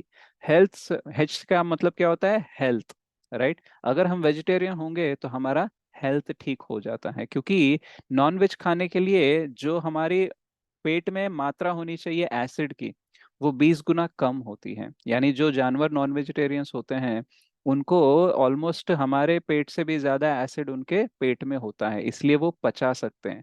तो टेक्निकली हमको अगर हेल्थी रहना है तो वेजिटेरियन ही बनना पड़ेगा। तो हम वेजिटेरियन हो जाएंगे तो हेल्दी हो जाएंगे। और दूसरा एनवायरमेंट भी एक्चुअली सेट हो जाएगा, क्योंकि हम देखते हैं बहुत सारे एनिमल स्लॉटर हाउसेस बन चुके हैं। यानी जो जानवर होते हैं ना, उनको मारने के लिए अलग अलग मशीन्स होते हैं, अलग अलग फैक्ट्रीज होते हैं, राइट। और उस फैक्ट्री में उनको मार कर उनका मांस निकाल कर वो जो प्रोसेस करने के लिए जो पानी का यूटिलाइजेशन होता है, राइट, वो भी बहुत ज्यादा होता है। जो मशीन्स होती हैं उसको तैयार करने के लिए, उसको चलाने के लिए बहुत सारा एनवायरनमेंट में डिस्टरबेंस होता है। तो क्या हो रहा है, हम वेजिटेरियन होंगे तो एक तो हेल्दी हो जाएंगे, और एनवायरनमेंट सेटल हो सकता है। और एल, एल का क्या है, लिविंग बींग्स, यानी दूसरे जीवों को हम मारने से बचा सकते हैं। तो बहुत लोग बोलते हैं कि एक्चुअली वेजिटेरियंस भी मारते हैं क्योंकि पत्तों में, पेड़ों में भी जान होता है, राइट। लेकिन एक्चुअली अगर हम वो पेड़ पत्तों को अगर कंज्यूम नहीं कर रहे हैं, हम नहीं ले रहे हैं, तो वो वैसे भी मरने वाले हैं। और सेकंड थिंग क्या है, कि जो भी हम लेते हैं, जैसे मान लो अगर आप सब्जी ले रहे हो किसी पेड़ से, राइट, तो पेड़ से सब्जी लेने से पेड़ मर नहीं जाता। जैसे मान लो टोमेटो का अगर कुछ है पेड़, या फिर मान लो अगर नारियल का पेड़ है या बनाना का पेड़ है, तो बनाना से अगर हम बनाना ले रहे हैं तो बनाना पेड़ मर जाता है क्या? Yes, no? नहीं मरता प्रभु जी। बार बार वो फल देता है। बार बार फल देता है। अगर मान लो हमने लिया नहीं फल, तो क्या हो जाता है? वेस्ट वैसे होता है। वैसे ही सड़ फिर जाएगा। भी देता है। वैसे भी सड़ हो जाएगा, राइट। तो बहुत बार जो हम कंज्यूम कर रहे हैं, जो हम ले रहे हैं, जिसे हम स्वीकार कर रहे हैं, अगर हम स्वीकार नहीं करेंगे तो वो खराब हो जाएगा या तो वेस्ट हो जाएगा, राइट। तो एक्चुअल में यहाँ पे कोई ज्यादा वॉयलेंस नहीं है, राइट। हाँ, फिर भी वॉयलेंस है, क्योंकि उसको उगाने में जो भी हम यूज करते हैं, राइट, उससे थोड़ा सा वायलेंस होता है, राइट। उसमें भी थोड़ा सा हिंसा है। लेकिन भगवान हमें क्या दे रहे हैं ऑप्शन, कि जब हम भोग लगाते हैं तो भगवान वो जो बचा कुचा थोड़ा सा वायलेंस है जो प्रोसेस में लगा, राइट। अगर आप खीर भी बना रहे हो तो दूध को गर्म करोगे तो दूध में से जो बैक्टीरिया वगैरह होता है तो वो तो मरना ही होता है, राइट। तो बिना दूध गर्म किए हम पियेंगे तो हम भी अच्छे नहीं होंगे, राइट। तो जब हम भोग लगाएंगे तो क्या हो जाएगा, ये जो प्रोसेस में जो मिनिमम वायलेंस हो रहा है, मिनिमम हिंसा जो हो रही है, उसको भी भगवान निकाल देते हैं। इसलिए हम देखना फाइनल के एक दो पैराग्राफ में हमने पढ़ा कि कट्टर वेजिटेरियन होने से, मतलब कट्टर शाकाहारी होने से भी सब कुछ निपट नहीं जाएगा, क्योंकि शाकाहारी भोजन खाने में भी थोड़ा सा हिंसा होता है। और ऊपर से जब हम खाना खा रहे हैं शाकाहारी, हम ये नहीं बोल सकते कि देखो भगवान की जरूरत नहीं है, राइट। क्योंकि अगर समन्वय में नहीं रहेंगे भगवान के साथ तो बहुत सारी प्रॉब्लम्स हमारे जीवन में आते ही रहते हैं, राइट। सो केवल वेजिटेरियन बनने से काम नहीं चलेगा, राइट, क्योंकि वेजिटेरियन बनने में भी थोड़ा सा हिंसा होता है। लेकिन जब हम भगवान के भक्त बनेंगे तो वो वाली थोड़ी सी हिंसा भी भगवान निकाल देते हैं। इसलिए क्या हो जाता है, अच्छे से पोषण होता है, ना कि हम फिजिकली मेंटली बट स्पिरिचुअली भी हम ग्रो हो सकते हैं। तो यहाँ पे क्या हो गया, लिविंग बींग्स को मारने की जरूरत नहीं हो रही है, राइट। तो H is health, E is environment, L is living beings को हम सेव कर सकते हैं, और P है पॉवर्टी को हटा सकते हैं। बहुत सारे लोग गरीब क्यों हैं, खाने को क्यों नहीं मिल रहा है, क्योंकि बहुत सारी जमीन जो है जिससे हम एक्चुअली खेती बाड़ी कर कर सबको खाना दे सकते हैं, उतनी जमीन है नहीं अभी अवेलेबल, राइट। ये एक अल्कोहल को बनाने के लिए, मतलब एक जो नॉर्मल अल्कोहल बनती है वो किससे बनती है, किसी को पता है? ये ताड़ का पेड़ से ना, मंजी का ग्रेप्स कुछ शुगर के अनाज से बनता है। Grapes and sugarcane main, sugarcane से। राइट। तो मान लो जिस जमीन पे अनाज उगाना है उस पे हम अगर शुगर केन उगा रहे हैं, यानी क्या बोलते हैं, गन्ने उगा रहे हैं, राइट। तो गन्ने से हमको मान लो 1 एकड़ में गन्ने उगाना और 1 एकड़ में अनाज, तो कौन सा बेटर रहेगा? अनाज। अनाज, राइट। सो एक्चुअल में क्या हो रहा है, अल्कोहल को प्रोड्यूस करने के लिए, दारू बनाने के लिए बहुत सारा शुगर केन चाहिए। तो सारी जमीन अगर शुगर केन बनाने में लगा दी तो अनाज पका हमें उगाने के लिए जमीन नहीं रहेगी। तो उससे क्या हो जाएगा, जब राइस कम मिलने लगे, अनाज कम मिलने लगेगा, उसका रेट भी ज्यादा होगा और वो कम लोगों को मिलेगा। तो क्या हो रहा है कि हमारी जो आदतें हैं उसकी वजह से पूरे ब्रह्मांड पे कैसा असर पड़ रहा है इसका हमें बहुत ज्ञान ही नहीं होता है, राइट। बहुत सारा जो हम परफ्यूम्स यूज करते हैं, राइट, उसको बनाने में भी बहुत सारा प्रोसेस लगता है, राइट। जो हम, किसी को लगता है कि यार मैं तो सिर्फ मैं अपने लिए दारू पी रहा हूँ और मैं अपना हेल्थ खराब कर रहा हूँ, किसी को तो मैं कुछ नहीं बोल रहा हूँ ना, ऐसे वो लोग बोल सकते हैं, राइट। लेकिन सिर्फ तुम पीने के लिए, तुम्हारा हेल्थ खराब करने के लिए भी बहुत सारे लोगों को कीमत चुकानी पड़ती है, राइट। बिकॉज अगर तुम नहीं पियोगे, राइट, मान लो अगर कोई अल्कोहल नहीं पिएगा तो शुगर केन का प्रोडक्शन कितना रहेगा, बहुत कम रहेगा, सिर्फ शक्कर बनाने के लिए रहेगा लेकिन अल्कोहल बनाने के लिए नहीं रहेगा। तो ऑलमोस्ट 3 से 15 गुना क्या हो जाएगा, कम हो जाएगा। और 3 से 15 गुना जमीन ज्यादा हो जाएगी अनाज उगाने के लिए, राइट। उससे क्या हो जाएगा, बहुत सारे लोगों को फूड भी मिलने लगेगा, राइट। तो नॉर्मली जब हम नॉनवेज खाने लगते हैं तो हम क्या हुए, अधर्म की ओर ज्यादा बढ़ने लगते हैं। और अधर्म की ओर बढ़ते बढ़ते क्या हो जाता है, अल्कोहल भी आ जाता है, बाकी टोबैको भी आ जाता है। अभी सिगरेट भी पीना है तो उसके लिए भी टोबैको चाहिए ना, तो उसको भी उगाने के लिए जमीन चाहिए ना। तो क्या हो रहा है, धीरे धीरे से केवल हम भक्त बनने से कितने प्राणियों को कितना प्रकृति को हेल्प करते हैं, ये एक्चुअली हम सोच भी नहीं सकते, राइट। और हम भगवान से दूर होकर भक्त ना बनकर कितना प्रकृति में डिस्टरबेंस क्रिएट करते रहते हैं, बाकी जीवों के जीवन के अंदर कितना हमने खौफ फैला के रखा है, ये हमको अंदाजा भी नहीं होता है, राइट। बाकी सारे जीव ना अपना अपना जीवन जी रहे नॉर्मली, इसीलिए केवल मनुष्य को ही कर्मयोनि बोलते हैं, बाकी जीवों को कर्मयोनि नहीं बोलते हैं। क्यों? क्योंकि वो किसी के ऊपर अटैक इसलिए नहीं करते हैं कि उनके पास लोभ है, वो सिर्फ अटैक इसलिए करते हैं क्योंकि उनके पेट में भूख होता है, राइट। एक बार एक स्टोरी आती है कि ऐसे एक व्यक्ति जा रहा था एक राइस बैग लेकर, राइट, अनाज का जो एक थैला था वो लेकर जा रहा था, और वो गलती से गिर गया, राइट, गाड़ी पे से, तो मेन रोड पे गिर गया एकदम सेंटर पे, और वो उसको पता नहीं और वो चला गया। तो रोड पे बैग गिरा था, राइट, और नीचे गिरा तो थोड़ा फट भी गया था, थोड़ा सा अनाज बाहर आया था। तो पक्षी आया, थोड़ा सा खाया चला गया, कुत्ता आया, थोड़ा सा आया, खाया चला गया, बाकी एक छोटा सा कोई और एक पक्षी आया, थोड़ा सा खाया चला गया। लेकिन जब इंसान आया ना, पूरा थैला ले गया, राइट। तो क्या समझे आप इससे? मनुष्य लालची होता है। Humans are Greed of greedy. greed. मनुष्य राइट, देखना बाकी सारे जंतु क्या कर रहे, सिर्फ पेट भर कर चले गए, लेकिन इसने जिनको क्या जितना किया, चाहिए उतना लिया। उतना लिया, राइट। तो एक्चुअली ईशावास्यम इदम सर्वम हमको ही क्यों बता रहा है, क्योंकि हम वो करते नहीं है। सारे जानवर जितना उनको लेना है ना उतना ही लेते हैं, कभी भी वो शिकार मजे के लिए नहीं करते हैं, लोभ के लिए नहीं करते, सिर्फ भूख के लिए करते हैं। अगर इवन शेर का भी पेट भरा हो ना, आप उसके सामने रहोगे तो वो अटैक नहीं करता है। ऑफ कोर्स पता नहीं है हमको वो कब भूखा है कब नहीं है, इसलिए मत जाओ आगे, राइट। लेकिन कभी भी वो अटैक नहीं करता है अगर उसका पेट भरा है तो, राइट। लेकिन हम ना पेट भरने के बाद में भी लोगों के ऊपर अटैक करते हैं, क्योंकि हमको ईगो सेटिस्फाई करना है, हमको लोभ सेटिस्फाई करना है, लाइक देखना, हमने देखते हैं ना बहुत सारे बिजनेस में बहुत सारे पॉलिटिशियन हजारों करोड़ लेकर भी संतुष्ट नहीं होते, उनको और भी पैसा चाहिए, और भी स्कैम करते रहते हैं, ये वो करते रहते हैं। हम सोचते हैं इतने पैसे का कर क्या लेंगे, राइट। लेकिन एक्चुअली लोभ जो होता है ना, वो लॉजिक को साइड में रख देता है, बोलता है कि और चाहिए और चाहिए, मतलब ये क्वेश्चन नहीं आता है कि इस पैसे का करूंगा क्या, बोलते हैं नहीं नहीं वो बाद में सोचेंगे, पहले और लेके आओ, राइट। तो ऐसा होता है लोग। तो जो हमारे अनर्थास होते हैं ना, हम अनर्थास हमारे इंसान में ही बहुत ज्यादा होते हैं, और इसकी वजह से क्या करते हैं हम, दूसरों की प्रॉपर्टी लेना स्टार्ट करते हैं, दूसरों के थाली से हम खाना उठाना स्टार्ट करते हैं, दूसरों के जीवन में डिस्टर्बेंस लेना स्टार्ट करते हैं। अच्छा, ये सब करने में हमें इतना धैर्य कहाँ से आता है, राइट। क्योंकि हम जानते ही नहीं कि इन सब का ओनर कौन है, और अगर जान भी लेते हैं तो हम उसको रिजेक्ट करते हैं, राइट। जैसे मान लो अगर आपको पता चला कि आप किसी के रोड पे जा रहे हो, कोई बड़ी सी हवेली दिखी, राइट, आप एंटर करोगे क्या, करके उनके घर का सामान है जो है वो लेके जाओगे क्या? क्यों नहीं जाओगे? गार्ड रहेगा। गार्ड रहेगा, और इतना बड़ा हवेली है, मतलब मैं कुछ करूंगा तो शायद मैं पकड़ा जाऊंगा, राइट? और पकड़ने जाने के बाद मेरे को शिक्षा भी हो सकती है।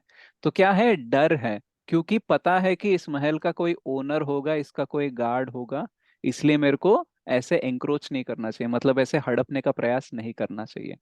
लेकिन मान लो कोई ऐसे नॉर्मली खुला पड़ा है, कोई नहीं देख रहा है, तो हम क्या करते हैं? उठा लेते हैं कि नहीं उठा लेते हैं? लुट्टी करेंगे। राइट? तो क्या होता है जनरली, जब तक हमें पता नहीं होता कि ओनर कौन है और ओनर कितना पावरफुल है और उसके कितने गार्ड्स हैं, तब तक हम ये सब करते ही रहते हैं। जैसे लोग जो गलत काम करते हैं ना, उनका क्या धैर्य रहता है कि कौन देखने वाला है, कौन पकड़ने वाला है, राइट? बट एक्चुअली जब हम शास्त्र पढ़ते हैं ना, पता चलता है लॉ ऑफ कर्मा होता है। भले ही कोई हमें पकड़े ना पकड़े, हमारा कर्म ही हमें पकड़ लेता है, राइट? बाकी कोई देखे ना देखे, भगवान देख रहे हैं, ये हम समझ जाते हैं। तो भगवान सबके स्वामी हैं। इवन मेरे शरीर के, मेरे पास जो कुछ भी है वो सबके स्वामी वही हैं, इसलिए मुझे उतना ही यूटिलाइज करना चाहिए, राइट? जितना मेरे हिस्से में आता है। अच्छा, मेरे हिस्से में कितना आता है ये कैसे पता चलेगा? जब शास्त्र पढ़ेंगे तब पता चलता है, राइट? जैसे हमारी बहुत सारी जरूरतें जो हैं, उसका हिसाब हम किसके ऊपर लगाते हैं? हमारे मन के ऊपर। मुझे लगता है कि मिनिमम 10 लाख नहीं कमाऊंगा तो मेरी जरूरतें पूरी नहीं हो सकती, राइट? बट बताओ, अगर 10 लाख से ही जरूरतें पूरी होती हैं, तो फिर जो बंदा 1 लाख कमा रहा है, 10,000 कमा रहा है, उसका मतलब उसकी जरूरतें पूरी होनी ही नहीं चाहिए ना, राइट? तो हम अपना अपना हिसाब लगाते हैं कि मेरे कितने जरूरत है, मुझे क्या चाहिए, क्या रहेगा तो मैं खुश रहूंगा। तो हम अपना अपना हिसाब लगाते रहते हैं अपने मन के हिसाब से। लेकिन जब हम शास्त्र पढ़ते हैं तब पता चलता है कि देखो, सिंपल लिविंग, हाई थिंकिंग होना चाहिए। हाई लिविंग और सिंपल थिंक, सॉरी, हाँ, हाई लिविंग और सिंपल थिंकिंग नहीं होनी चाहिए, राइट? प्रभुपाद जी क्या बोलते हैं? सिंपल लिविंग, यानी हमारा जीवन जो है बहुत साधारण होना चाहिए, लेकिन सोच बहुत बड़ी होनी चाहिए। लेकिन हमारा उल्टा है, हम सब कुछ हाई फाई घर में चाहते हैं, लेकिन सोच छोटी है हमारी। होता है कि नहीं? बड़े बड़े घरों में लोगों का देखते हैं ना हम, कभी कभी आप देखना किसी गरीब के या फिर एवरेज बंदे के घर पे भी जाते हो ना, वो कितने अच्छे प्रेम पूर्वक बर्ताव करते हैं। लेकिन किसी अमीर के घर पे जाओ, कोई गारंटी है क्या कि सेम उतना ही रेंज का मिलेगा हमें? नो प्रभु जी। राइट? होता है ना, हमने बहुत बार देखा है, जिसके पास बहुत ज्यादा पैसा होता है ना, उसकी सोच छोटी होती है। क्योंकि बहुत सारे लोग जो बहुत पैसा कमाते हैं ना, सब लोग एक अच्छे नियम नैतिकता से नहीं कमाते हैं। इसलिए क्या हो जाता है, कैरेक्टर उनका डेवलप नहीं हो पाता है। इसलिए हम ज्यादातर उनके घर जाना चाहते हैं जो हमें प्रेम से आह्वान देकर हमें प्रेम पूर्वक हॉस्पिटैलिटी दे सके। जैसे दुर्योधन ने भी बहुत सारा ऑफर किया था कृष्ण को, राइट? कि 56 भोग दिलाऊंगा तुम्हें, दुशासन का जो सबसे बड़ा महल है उसमें स्टे दिलवाऊंगा। लेकिन कृष्ण ने एक्सेप्ट किया क्या? नो प्रभु जी। कृष्ण ने किसका इनविटेशन एक्सेप्ट किया? विदुर। विदुर का। विदुर जी का। विदुर का। और विदुराणी ने तो क्या दिया? उसने तो केले के बनाना। छिलके दिए, राइट? बनाना पील दिया उसने तो, राइट? बनाना भी नहीं दिया, राइट? तो वैसे ही हमें समझना चाहिए कि एक्चुअल में हमें खुश रहने के लिए किसी और से कुछ छीनने की जरूरत नहीं है। बहुत कुछ ज्यादा कमाने की जरूरत नहीं है, बहुत कुछ ज्यादा संग्रहित करने की जरूरत नहीं है। हमें एक्चुअली देखना है कि इस शरीर को, मेरे आत्मा को कैसे मैं बैलेंस में रख सकता हूँ, एक साथ रख सकता हूँ। उसके लिए मिनिमम जो बेसिक नेसेसिटीज हैं, उसके ऊपर मैं ध्यान देकर, राइट, भक्ति में आगे बढ़ूंगा, तो एक्चुअल में कुछ जन्मों बाद मुझे इस प्रकृति से कोई संबंध ही नहीं होगा। देखो, एक बार अगर आप भगवत धाम चले गए, तो आपको प्रकृति से कुछ लेना ही नहीं जरूरत है। और ऊपर से भगवत धाम में कैसा है, ओनरशिप सबका रहता है।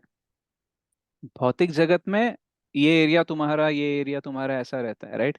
भगवत धाम में कैसा रहता है, सब कुछ हमारा ही रहता है। क्यों? क्योंकि हम कृष्ण के हैं, तो सब कुछ कृष्ण का है, तो सब कुछ हमारा भी हो जाता है।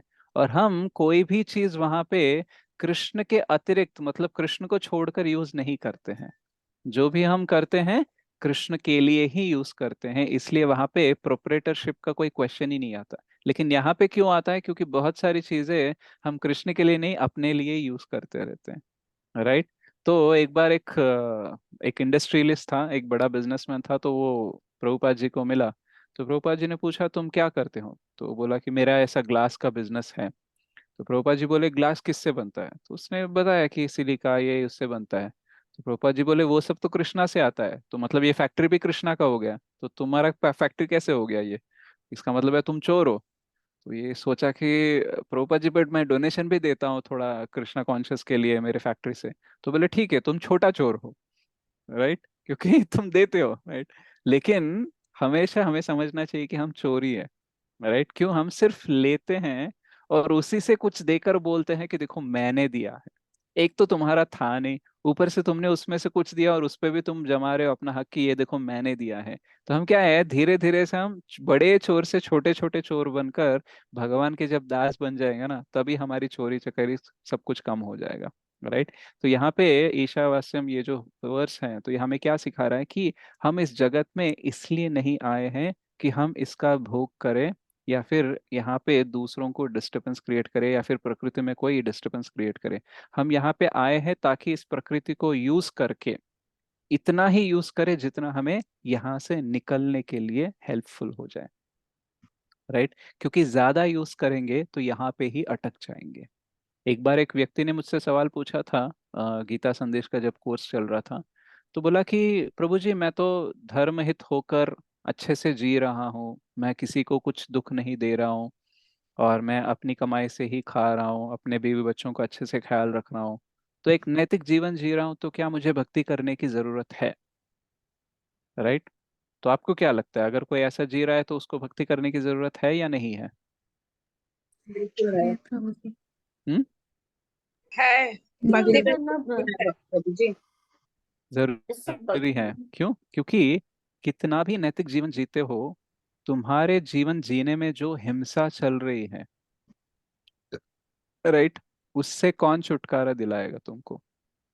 भले ही हम किसी को मदद करने के लिए चलकर कहीं जा रहे हैं, तो मदद करना अच्छी बात है, लेकिन उसके लिए चलकर कहीं जा रहे हैं, तो जब हम चलेंगे तो बहुत सारे चींटियां मरते हैं कि नहीं मरते हैं? यस तो प्रभु यस जी। फिर प्रभु जी। उसका पाप कौन दिलाएगा, फिर उधर से कौन छुड़ाएगा? उस पाप के लिए भी हमें कर्म भुगतने होंगे। अच्छा आप बोल रहे हो मैं तो अपने पैसों से कमा कर, देखो मैं खीर खा रहा हूँ मेरे पैसों से, राइट। जब दूध को गर्म करते हो तो वो सारे जो कृमि जो सब मर रहे हैं, राइट, उसका हिसाब कौन देगा? और ऊपर से तुम जो हवा पानी ले रहे हो, इसका कभी बिल भरा है क्या तुमने? राइट। नहीं। तो एक्चुअली हम ना सब कुछ ले रहे हैं, लेकिन उसका हिसाब चुकता नहीं कर रहे हैं, इसलिए हमें बार बार आना पड़ता है। केवल भगवान ही है जो हम हमारे सारे ये जो बिल्स है ना, वो पे करेंगे, राइट। आपने देखा होगा कि कभी कभी जब बाढ़ आ जाती है या फिर अकाल पड़ जाता है, तो बैंक से कोई अगर खेती बाड़ी करने वाला व्यक्ति लोन लेता है तो उसका लोन माफ कर देते हैं, हम्म। राइट। तो उसको ऋण माफी बोलते हैं, यानी उसका ऋण माफ कर दिया। क्यों माफ कर दिया? क्योंकि एक तो उसके फेवर में कुछ आया नहीं था, और इस बंदे ने पूरी कोशिश की अच्छे से, तो अब इसको अगर मैं हेल्प नहीं करूंगा तो कैसे होगा, राइट। तो वैसे ही जब हम भक्ति करते हैं ना, तो हमारे ये जो सारे ऋण है, बहुत सारे ऋण होते हैं हमारे, हमारे पूर्वजों से जो हमें ऋण, हमारे माता पिता का ऋण होता है क्योंकि उनसे ही हमें शरीर मिला है, राइट। और हमारे पूर्वजों से मिला होता है जो भी संस्कार हैं, जो भी हमारी प्रॉपर्टी है, जो कुछ भी है, फैसिलिटीज हैं, उसके हम ऋणी होते हैं। और जो ऋषि मुनिया होते हैं उनसे हमें ज्ञान मिलता है, राइट, तो उनके ऋणी होते हैं। और सारे जो देवी देवता जिनकी वजह से ये पूरा ब्रह्मांड चलता है, मतलब भगवान की वजह से ही चलता है, लेकिन वो भी एडमिनिस्ट्रेटर्स है ना, तो उनका भी ऋण होता है। तो ऐसे बहुत सारे ऋण होते हैं, इससे हम कभी नहीं छूट सकते। मतलब कितना भी नैतिकता से आप जुड़ जाओ, आप अपने आप को यहाँ से छुड़ा नहीं सकते। केवल भगवान ही है जो आपको इस जगत से आध्यात्मिक जगत लेके जा सकते हैं। इसलिए कितना भी अच्छा वेजिटेरियन आप बन जाओ, कितना भी धार्मिक बन जाओ, लेकिन अगर आप भक्त नहीं हो तो कोई गारंटी नहीं है। इसलिए लास्ट पैराग्राफ में प्रभुपाद जी क्या बोलते हैं कि जो एक्चुअली भगवान के साथ समन्वय में जीने के लिए जितना चाहिए उतना संग्रहित कर कर अच्छे से जा रहे हैं आगे भक्ति में, राइट, तो वो भगवत धाम जा सकता है, राइट। बाकी आप कितना भी आर्गुमेंट कर लो, बोल लो कि मैं वेजिटेरियन हूँ, मैं धार्मिक जीवन जी रहा हूँ, मैं नैतिकता से जी रहा हूँ, मैं देखो इतना ही ले रहा हूँ उतना ले रहा हूँ, हम सब अपने हिसाब से ही बात कर रहे हैं, राइट। एक्चुअली कौन नैतिकता से जी रहा है, कौन नहीं जी रहा है, इसका मापदंड कहाँ पे है? मैं बोलूंगा कि मैं धार्मिकता से जी रहा हूं, लेकिन where is the measurement? Right. तो शास्त्र बताते हैं ना कि कौन धार्मिकता से जी रहा है, कितना कौन नैतिकता के साथ जी रहा है। राइट। बहुत सारे लोग क्या बोलते हैं, शास्त्रों को रिजेक्ट करते हैं, भगवान को रिजेक्ट करते हैं, बोलते हैं कि मैं तो धार्मिक जीवन जी रहा हूँ। लेकिन तुम जो बोल रहे हो कि धार्मिक जीवन जी रहे हो या फिर नैतिकता से जी रहे हो, ये किस बेसिस पे है? राइट। कोई तो होना चाहिए ना। जैसे मैं ईमानदारी से कमा रहा हूँ, अब चोर भी बोलेगा देखो मैं मेहनत करके ही, ईमानदारी से ही मैं चोरी कर रहा हूँ। राइट। आपने देखा है, बहुत बार ऐसा होता है ना, चार चोर चोर लोग मिलके चोरी करते हैं और बोलते हैं देखो हम 25% देंगे। और अगर चार चोरों में एक बोलेगा कि नहीं मेरे को ज्यादा चाहिए, तो बोलेगा देखो ईमानदारी के साथ रहना चाहिए। तो देखो चोरी भी कर रहे हैं लेकिन बातें ईमानदारी की कर रहे हैं, इजंट इट? तो हम बहुत कुछ बोल देते हैं, लेकिन एक्चुअल में हमारे बोलने में कितना सत्य है, कितना एक्चुअली सही है, ये सिर्फ हमें शास्त्रों के आधार पर ही पता चलता है। इसलिए हमें शास्त्रों को कभी रिजेक्ट नहीं करना चाहिए, और भक्त बने बिना कभी भी जीवन में आगे बढ़ने का प्रयास नहीं करना चाहिए, और ये नहीं सोचना चाहिए कि भगवान के बिना भी मैं आगे बढ़ सकता हूँ। अदरवाइज क्या हो जाएगा, बहुत सारी बाधाएं हम अपने आप ही क्रिएट करते रहेंगे। अगर आप अपने लाइफ को भी थोड़ा एनालाइज कर लो, अगर आपको पता होता क्या करना है क्या नहीं करना है, तो आज के डेट में आपके लाइफ में प्रॉब्लम्स कम होते कि नहीं होते? Yes no? Yes Prabhu ji. तो बहुत सारे प्रॉब्लम्स जो है ना हमारे लाइफ में इसलिए नहीं है कि हमारे कर्म, पास्ट कर्म जो है उसकी वजह से। बहुत सारे तो प्रॉब्लम्स हमारे इसी बीच में जो हमने किए हैं ना उसकी वजह से ही बहुत ज्यादा हो सकते हैं। मतलब जब चुप रहना चाहिए तब चुप रह जाते तो आधे प्रॉब्लम सॉल्व हो जाते हैं। राइट। जब मुंह बंद रखना था, जब हाथ बांध के रखना था, तब नहीं किया, इसलिए तो सब हो गया ना। राइट। तो एक्चुअल में क्या है, कार्य अकार्य व्यवस्थित 16th चैप्टर में भगवान बोलते हैं कि शास्त्र पढ़ने से हमें क्या करना चाहिए क्या नहीं करना चाहिए, क्या मेरा है क्या नहीं है, इन सब का ज्ञान हमें मिलता है। उसके हिसाब से ही हमारा लाइफ बेटर होने लगता है। अदरवाइज हमको पता ही नहीं कौन सी चीज किसकी है। राइट। हमको पता ही नहीं क्या सही है क्या गलत है। तो हम ज्यादातर गलत काम करते रहेंगे, क्योंकि गलत कामों में क्या है, पहले रुचि आती है, अच्छे कामों में पहले रुचि नहीं आती है। राइट। आप देखना, अभी हम कितने कम लोग हैं। राइट। जितना जितना हायर लेवल का कोर्स होगा ना, उतने उतने लोग कम होते जाएंगे। राइट। क्योंकि इसमें रुचि मिलना बहुत मुश्किल है, और ऊपर से ये सारी चीजें समझना। तो इसलिए सही काम जो होता है और सबसे बेहतर जो होता है उसके लिए बहुत कम लोग ही होते हैं, क्योंकि उसमें स्टार्टिंग में बहुत सारा विष मिलता है, उसके बाद में ही अमृत मिलता है। अग्रे विषम अंते अमृतम सात्विकम सुखम, यानी सत्व गुण में जो सुख होता है उसमें क्या होता है, पहले विष आता है उसके बाद में ही अमृत आता है। तो बाकी जो होते हैं तमोगुण में और रजोगुण में, स्पेशली रजोगुण में क्या होता है, पहले सुख मिलता है, पहले अमृत मिलता है, उसके बाद में बहुत सारा विष मिलता है। तो गलत काम जो करते हैं ना वो लोग पहले क्यों स्टार्ट करते हैं, क्योंकि उनको एंजॉयमेंट आता है, लेकिन उसके बाद में उनकी आदतें छोड़ ही नहीं पाते हैं। राइट। तो शास्त्रों को पढ़ना, भगवान की भक्ति करना, ये जब हम करते रहेंगे तब हमें पता चलेगा कि क्या किसका है, और इसकी वजह से हमें कितना लेना चाहिए कितना नहीं लेना चाहिए। तेन त्यक्तेन भुंजिता। हाँ, तो यानी हमारा जितना हिस्से में आता है उतना ही लेना चाहिए। कितना आएगा कितना नहीं आएगा, कब ज्यादा हो गया कब कम हो गया, ये जानने के लिए हम ABCD करते रहते हैं, भक्तों के साथ एसोसिएट होते रहते हैं, और बुक्स पढ़ते रहते हैं, चैंटिंग करते हैं, तो भगवान अंदर से भी हमें शक्ति देते हैं, ज्ञान देते हैं जानने के लिए और कुछ जो सही है वो करने के लिए। और जो हम डाइट खाते हैं, राइट, उससे भी धीरे धीरे से हमारा हायर टेस्ट बढ़ता है। जब हम डेटी वर्शिप करते हैं तो शुचि सेवा भाव बहुत सारे बढ़ते हैं। तो ऐसे ABCD करके हम एग्जैक्टली इस मंत्र वन को हम इम्प्लीमेंट कर सकते हैं। इससे क्या हो जाएगा, इम्प्लीमेंट करेंगे तो हमारा जीवन बहुत सुखद हो जाएगा। राइट। जब आप किसी का, आपका जो नहीं है वो अगर आपके पास है, तो आप शांति से रह सकते हो क्या? नहीं रह सकते हो। मान लो आपने कुछ गलत किया है, किसी को नहीं पता लेकिन आपको पता है, फिर भी डर रहता है ना कब चोरी पकड़ी जाए। राइट। तो जब हम साधारण सा जीवन जीते हैं जो हमारा है, बस उतने में ही हम रहने का प्रयास करते हैं, राइट, उसमें जो शांति है उसकी वजह से ही हम भक्ति कर पाते हैं। अदरवाइज हम भक्ति नहीं कर पाएंगे। इसलिए प्रभुपाद जी बोलते हैं sense gratification and Krishna consciousness go ill together. इंद्र तृप्ति और भक्ति दोनों साथ में नहीं चल सकते, राइट। तो हमको क्या करना चाहिए, इंद्र तृप्ति ना करना मतलब देखो ऐसा नहीं है कि भगवान नहीं बोल रहे कि आपको तृप्ति करनी ही नहीं चाहिए, बट भगवान बोलते हैं कि आप इंद्र तृप्ति को भी भक्ति में कन्वर्ट करने का ट्राई करो। अगर आपको बहुत खाना पसंद है, अच्छा राइट, तो जो भी आपको खाना है वो अच्छे से भोग लगा कर खाओ, राइट। या फिर हम देखते हैं बहुत सारे आइटम्स तो इतने हैं, मतलब मैं जब कृष्ण कॉन्शियसनेस में नहीं था मेरे को कुछ ही आइटम पता थे, अब तो मेरे को बहुत सारे वैरायटीज पता चल गए, राइट। यहाँ से वहां से वर्ल्ड वाइड में कई बंगाली के कभी डिश सुने ही नहीं थे वो भी आजकल हम देखते हैं, राइट। तो ऐसे बहुत सारे हैं, तो एक्चुअली तृप्ति बढ़ती ही है, लेकिन वो वाली कैसे है, भगवान के संग में आकर भगवान के साथ वाली बढ़ती है, राइट। तो आप भगवान से मांग कर पूरी दुनिया ले सकते हो। जैसे चक्रवर्ती सम्राट युधिष्ठिर महाराज बने थे, तो उन्होंने पूछा था कृष्ण को कि मुझे चक्रवर्ती सम्राट बनना है। तो कृष्ण ने पूछा क्यों, जनरली भक्त तो कुछ नहीं पूछते हैं ना। तो फिर युधिष्ठिर महाराज बोलते हैं कि एक्चुअली बहुत सारे लोगों को लगता है कि आपके भक्त ना गरीब होते हैं, राइट। तो मैं पूरे ब्रह्मांड को दिखाना चाहता हूँ कि आपके जो भक्त हैं ना वो एक्चुअली कुछ भी पा सकते हैं, वो इंटरेस्टेड नहीं होते हैं, बट इसका मतलब ये नहीं है कि वो पा नहीं सकते। So I want to set an example.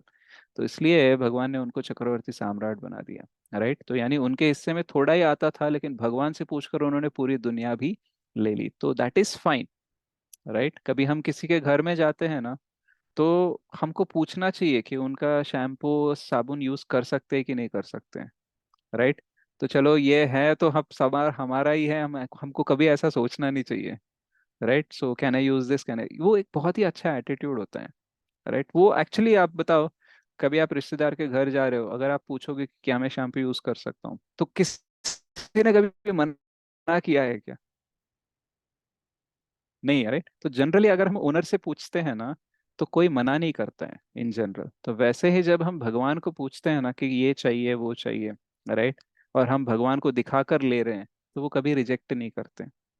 लेकिन अगर हम ऐसा सोच रहे हैं कि भगवान को दिखाऊंगा तो ये मुझे नहीं देंगे, इसलिए मैं बोल ही नहीं रहा हूँ, राइट, तो फिर गड़बड़ हो जाएगी। तो क्योंकि भगवान सब कुछ भगवान का है, भगवान सब कुछ देख रहे हैं, बस वो यही चेक कर रहे हैं कि तू मुझे पूछ के लेगा कि नहीं लेगा, राइट। क्योंकि ये क्या होता है कि जैसे जस्ट लास्ट एक एग्जांपल देके क्लास एंड करता हूँ। कुछ चीजें होती हैं जो अट्रैक्टिव होती हैं, लेकिन उनको अगर यूज करने का तरीका नहीं पता हमें, तो हमारे लिए वो हानिकारक हो सकती है, राइट। तो जब हम भगवान से पूछते हैं तो भगवान क्या करते हैं पता है, वो हमें बोलते हैं कि ठीक है ये यूज करो, लेकिन इसको ऐसे ही यूज करो, राइट। जैसे मान लो कोई गन है, ओके, गन अट्रैक्टिव दिख रही है, लेकिन कैसे चलती है, ऐसे करके अगर आपने बटन दबाया तो क्या हो जाएगा, अपना अपना ही हत्या। गोली लग जाएगी। ये आपको क्या हुआ है ये आप नहीं बता सकते, कोई और बताएगा, राइट। तो एक्चुअली भगवान क्या बोलते हैं, ठीक है गन यूज करना है यूज करो, लेकिन इसको ना सेफ्टी के लिए यूज करो, कोई अटैक कर रहा है तो यूज करो, और इसको ऐसे चलाना होता है, ऐसे बटन चलाना होता है, तो भगवान ये बताते हैं, राइट। अगर मैं भगवान को पूछूंगा तो वो गन नहीं देंगे, ये सोच के हम ले लेंगे ना, तो फिर हम ऐसे एक्सपेरिमेंट करके हम खुद को ही हानि कर सकते हैं। तो इसीलिए भक्ति में आने के बाद ना हम सब कुछ यूज कर सकते हैं एक्चुअली, और हम वही चीज यूज करेंगे जो हमारे लिए यूजफुल है और बाकी सबके लिए यूजफुल है, राइट। तो ये ज्ञान और शक्ति और ये सारे रिसोर्सेज भगवान सप्लाई कर सकते हैं, बट सिंपल है कि हमको भक्त बनना चाहिए। क्योंकि बहुत सारे लोगों को लगता है कि भक्त बनूंगा ना तो बहुत सारी चीजें छोड़नी होगी, इससे उन्हें डर रहता है, इतना मोह रहता है उनको अपनी चीजों से कि यार भगवान के पास आऊंगा तो ये छोड़ना होगा वो छोड़ना होगा, राइट। बट उनको ये नहीं पता होता है कि वो छोड़कर हम कितना पाने वाले हैं, राइट। तो जो आनंद हमें चाहिए उससे ज्यादा, बहुत ज्यादा आनंद हमें भगवान दे सकते हैं, लेकिन हमें भरोसा नहीं होता है, राइट। तो उसी वजह से हम छोड़ नहीं पाते हैं। जैसे मान लो किसी को बोल दिया जाए कि ऑनियन गार्लिक छोड़ दो, उनको लगेगा ऑनियन गार्लिक नहीं खाऊंगा तो फिर टेस्ट ही नहीं आएगा, बट भगवान इधर हायर टेस्ट देना चाहते हैं, उसके बारे में भरोसा नहीं होता है। जैसे बहुत सारे लोगों ने जिसने ऑनियन गार्लिक छोड़ा है, अभी आपको कभी याद आती है क्या, या फिर खाने का मन होता है क्या, यस नो, नहीं प्रभु जी, नहीं प्रभु जी। राइट। एक दो दिन पहले एक दोस्त से मिलने गया था, दो दोस्त थे, एक दोस्त पेरिस से आया था, एक हैदराबाद में आया था। तो उन्होंने बोला क्या खाओगे, ऑर्डर करता हूँ। तो मैं और बाहर का नहीं खाऊंगा, स्पेशली ऑनियन गार्लिक होता है उसमें, और ऊपर से जैन फूड भी है ना, उस पर भी मेरे को ज़्यादा भरोसा नहीं है। पेट अगर खराब हो गया तो फिर मेरा काम रुक जाएगा। घर से कुछ लेके आओ बिना ऑनियन गार्लिक के, आई विल एक्सेप्ट इट। तो पोहा लेके आया, and I was eating poha, और वो जो ऑर्डर किए ना वो दोनों, वो मेरा फेवरेट था। तो मतलब कुछ दिनों पहले मैं बहुत बार खाता था वो, राइट। सबवे आपको पता होगा, राइट, सबवे वो सब होता है। तो फिर वो खा रहे थे, लेकिन I was very much satisfied कि मुझे नहीं खाना है। मतलब अरे मैं मिस कर रहा हूँ, मुझे खाना चाहिए था, ऐसा कोई टेम्पटेशन था ही नहीं, राइट। क्यों? क्योंकि कृष्णा ने हायर टेस्ट ऐसा दे दिया, और ऊपर से एक बार आप ना थोड़ा स्टैंडर्ड फॉलो होने लगे ना, गलती से भी आपने खा लिया, एक तो आपका मन चुप नहीं बैठेगा, वो बोलता रहेगा क्या फायदा इतना भक्ति करने का, लोगों का तो इतना इतना बताते हो, एक रोक नहीं सकते हो। एक तो उसका, और ऊपर से आपका भक्ति करके ना आपका बायोलॉजी चेंज हो जाता है। तो जो अलग चीजें हैं, जो गलत चीजें हैं, वो आपका पेट एक्सेप्ट करता ही नहीं है, राइट। तो फिजिकली भी प्रॉब्लम, मेंटली भी प्रॉब्लम। तो सोचा ये 1 मिनट के टेम्पटेशन के लिए हम इतना रिस्क नहीं ले सकते हैं, राइट। तो क्या हो गया, क्यों हो गया ये? हायर टेस्ट की वजह, हमारी तपस्या नहीं है ये हमको ऑलरेडी कन्विंस हो गए कि नहीं खाना है, राइट। तो ये स्टेज इमीडिएटली नहीं दिखता है हमको, इसलिए हमें छोड़ने में डर लगता है। बट एक बार ये पता चल जाएगा तो हम कुछ भी छोड़ सकते हैं, और over a period of time हम ये जगत भी आराम से छोड़ सकते हैं, तभी जाके हम भगवत धाम जा सकते हैं। Okay, so this was about mantra 1। ठीक है, श्री ईशोपनिषद की जय, श्रील प्रभुपाद की जय। हरे कृष्णा माता जी, प्रभु जी। हरे प्रभु जी राधिका अष्टकम गा दीजिए ना। हाँ ठीक है, मैं तो राधिकाष्टकम गाता हूँ। तो किसी का कोई क्वेश्चन है, कोई कुछ कहना चाहता है, पूछना चाहता है? హరి బోల్ ప్రభుజీ బాగా అర్థమైంది జాగ్రత్తగా వింటే హిందీ కొంచెం ప్రాబ్లం నాకు కానీ అర్థమైంది పర్లేదు thank very you good, Prabhuji Hare Krishna welcome माता जी, हरे कृष्णा। ना प्रभु जी, मेरा कब से एक डाउट था, आज वो आपके लेक्चर में मेरा वो डाउट क्लियर हो गया प्रभु जी। शाकाहारी खाने से भी माने पाप लगता है, फिर क्यों नहीं, फिर हम लोग क्यों खा रहे हैं? तो आज मेरे को पता चला कि हम पेड़ का कुछ हानि नहीं कर रहे, उसका जो फल है वही ग्रहण करते हैं। हाँ, तो मोस्ट ऑफ द तो टाइम्स वही होता है। और कभी कभी कुछ हम प्लांट्स भी ले लेते हैं डायरेक्टली, तो भी उतना फर्क नहीं पड़ता है। और हम कभी भी किसी भी प्लांट को या फ्रूट को हम तब नहीं लेते जब उसका टाइम नहीं होता, यस प्रभु। राइट। तो उसके टाइम पे ही ले लेते हैं हम। इसलिए आप देखना, जब हम पका हुआ होता है, प्रॉपरली हमारे लिए यूजेबल होता है, उसके बाद में वो सड़ने लगता है, यस प्रभु जी। राइट। तो वी डू, लेकिन ये भी गलत है, कुछ लोग फल को टाइम से पहले ही तोड़कर उसमें केमिकल्स डालकर उसको आर्टिफिशियली पकाते हैं ना, that is also not right. क्योंकि वो फल पेड़ देने के लिए जब रेडी हो रहा है, उसके टाइम पे हमको लेना चाहिए, जबरदस्ती नहीं लेना चाहिए। हम लोग ऐसा फल तो अभी हम घर पे लेके आते, हमें तो पता भी नहीं चलता, अभी आम है, केला है, तो ये गलती तो फिर हो ही रही है प्रभु इसलिए जी आप हर। ऑर्गेनिक ऑर्गेनिक लेने का ट्राई कीजिए। मतलब मार्केट में भी बहुत सारे ऑर्गेनिक होते हैं जो नॉर्मली जो पद्धति है उसी को फॉलो करके जो लेते हैं ना, आपको एक्चुअली टेस्ट में ही पता चल जाता है, यस प्रभु जी। राइट। वो वो जब दिखने में येलो होते हैं, बट वो रस वो ऐसा नहीं होता है। तो इसलिए ट्राई कीजिए कि बहुत ही ऑथेंटिक वाले जो प्रामाणिक है वो ही लेने का प्रयास कीजिए। हमको थोड़ा सा रिसर्च करना भी चाहिए, और वो पैसा भी इन्वेस्ट करना होता है, राइट। तो हमारी मेहनत लगेगी, हमारा पैसा लगेगा, तब जाके ही हम देखो। आप हमको सोचना चाहिए पाप से बचना है या फिर पैसे बचाने हैं, पाप से बचना है। राइट। तो इसलिए हमें वो सोचना चाहिए। हमारा टेस्ट, टंग जो है ना, टंग और हमारा दिमाग कैसे सोचता है कि कम में हमको ज्यादा चाहिए, राइट। और ऐसे ही फंस जाते हैं हम, इसी को गैम्बलिंग बोलते हैं। प्रभु जी, फिर ऐसे तो कुछ सीड्स का वो लोग मॉडिफाई करके बीटी सीड्स, हाइब्रिड सीड्स, तो ये सब पद्धति में जो फ्रूट्स और अनाज आता है, फिर वो भी, उससे भी पाप होता ही होगा ना प्रभु जी? डेफिनेटली, मतलब एक्चुअली इसको हम पाप से ज्यादा फिजिकल हेल्थ के लेवल के ऊपर ही आप देख लो, तो भी वो गलत है ना। मतलब कुछ लोग बोलते हैं कि चलो मैं ये कर्म का नहीं मानता हूँ, कर्म नहीं मानते हो ठीक है, वो भी ठीक है, लेकिन जो हाइब्रिड है, जो नेचुरल नहीं है, वो खाएंगे तो हेल्थ भी खराब होगा ना, यस प्रभु। राइट। और ऐसा नहीं है कि आपको वो कंपलसरी खाना है, ऐसे बहुत सारी चीजें हैं, अगर आपको डाउट है तो आप उसको अवॉइड भी कर लोगे तब भी आपका जीवन चलेगा। चलेगा, सच्ची राइट, में। जैसे अगर आम नहीं खाओगे तो कोई मरता नहीं है ना बिना आम के। राइट, तो जो नेचुरल फूड है, जो अनाज है, वो सब है, वो नॉर्मली नेचुरल प्रोसेस में ही होता है। इसलिए ऑर्गेनिक फार्मिंग भी बहुत सारे लोगों को प्रमोट करते हैं, लेकिन केमिकल्स को यूज ना करें। बट एक्चुअली अभी उस पे हमारा ज्यादा कंट्रोल है नहीं कि हम कुछ कर सके। बट कृष्ण ये देखते हैं, इसलिए हम भोग ऑफर करने के बाद कृष्ण क्यों वो पाप को निकाल देते हैं, कृष्ण ये भी देखते हैं कि तुमने कोशिश कितनी की है। अच्छा। Right, your efforts will be seen by God, इसीलिए वो पाप को निकाल देते हैं। ओके, आप अगर एफर्ट ही नहीं लगा रहे हो तो वो भी हाँ पाप थोड़ा सा रखेंगे हमारे लिए। मतलब ऐसे टेक्निकली नहीं बोल रहा हूँ मैं, बट हाँ। एक्चुअली ऐसा है कि ही विल सी कि हमने कितनी मेहनत की है। तुम्हारे पास चांस था उसको अवॉइड करने के लिए, अच्छा। राइट, तब भी तुमने अवॉइड नहीं किया, तो then it is not a good thing. Uh, right, बहुत बार होता है ना कि जैसे हम कभी, जैसे मैं देखता हूँ कि कभी कभी मेरे को ऑल आउट अगर घर में चलाते हैं तो मैं बंद कर देता हूँ। ठीक है, लेकिन कभी कभी बहुत मच्छर है और कोई ऑप्शन नहीं दिख रहा है, तो विल प्रे कि कुछ ऐसा करो कि ये ऑल आउट चलाने से मच्छर मरे ना, बट बाहर निकल जाए। अच्छा। राइट, तो उससे क्या हो जाएगा कि कृष्ण देख रहे हैं कि आपने सहन करने की कोशिश की है, लेकिन आप में भी उतनी सहनशीलता नहीं है। राइट, हाँ। इसलिए थोड़ा सा हिंसा पे उतरे हो, otherwise you are a good person. तो ये कृष्ण को देखते हैं, तो अगर वो देखते भी हैं कि उनको भी कुछ ना हो और आपको भी कुछ ना हो, तो Krishna can manage the things. But आप देख रहे हो कि एक मच्छर थोड़ा सा काटा कि आपने बस सब मच्छरों को मारने का प्लान डाल दिया, वो बैट लेकर आए, इसको पकड़ पकड़ के मारने लगे। राइट, उसके बाद में प्रे कर रहे हो कृष्णा को कि ये पाप मेरे को मत दो। राइट, तो इसमें क्या हो गया, आपकी मेहनत थी क्या उसमें उतना? तो मेहनत के साथ साथ में प्रार्थना, एक होनी प्रार्थना चाहिए। भी है। मैं अपनी मेहनत भी जरूरी है प्रभु की। या प्रभु मेहनत जी, और प्रार्थना कॉकरोच दोनों। हो तो क्या करे कोई? हम्म।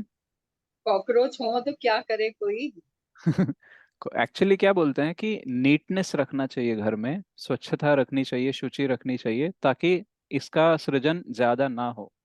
लेकिन अगर फिर भी हो रहे हैं, बहुत ही डिस्टरबेंस कर रहे हैं, तो जो आपको करना है कर दीजिए। मतलब कुछ ऐसे लक्ष्मण रेखा वगैरह होते हैं, मतलब वो एरिया में वो एंटर ना हो, ऐसा आप कुछ अरेंजमेंट कीजिए। लेकिन फिर भी नहीं हो रहा है, बहुत सारा है।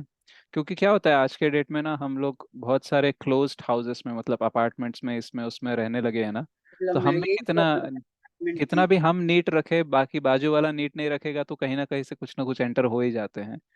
तो बस वही आप कोशिश करो कि जीव हत्या ना हो। लेकिन अगर उसके बिना काम नहीं चलेगा, मान लो अगर प्रसाद बना रहे हो और कॉकरोच वहां पे आपको डिस्टरबेंस कर रहे हैं, तो for the purpose of making it clean you are killing. But ऐसा नहीं है कि उसके प्रति द्वेष है या फिर उसको मारने में मजा आता है। Right, so ji, you can take धन्यवाद। Call on that. इसलिए तो हमको भक्ति करनी चाहिए, क्योंकि दिन भर हम कुछ ना कुछ तो पाप करते ही रहते हैं।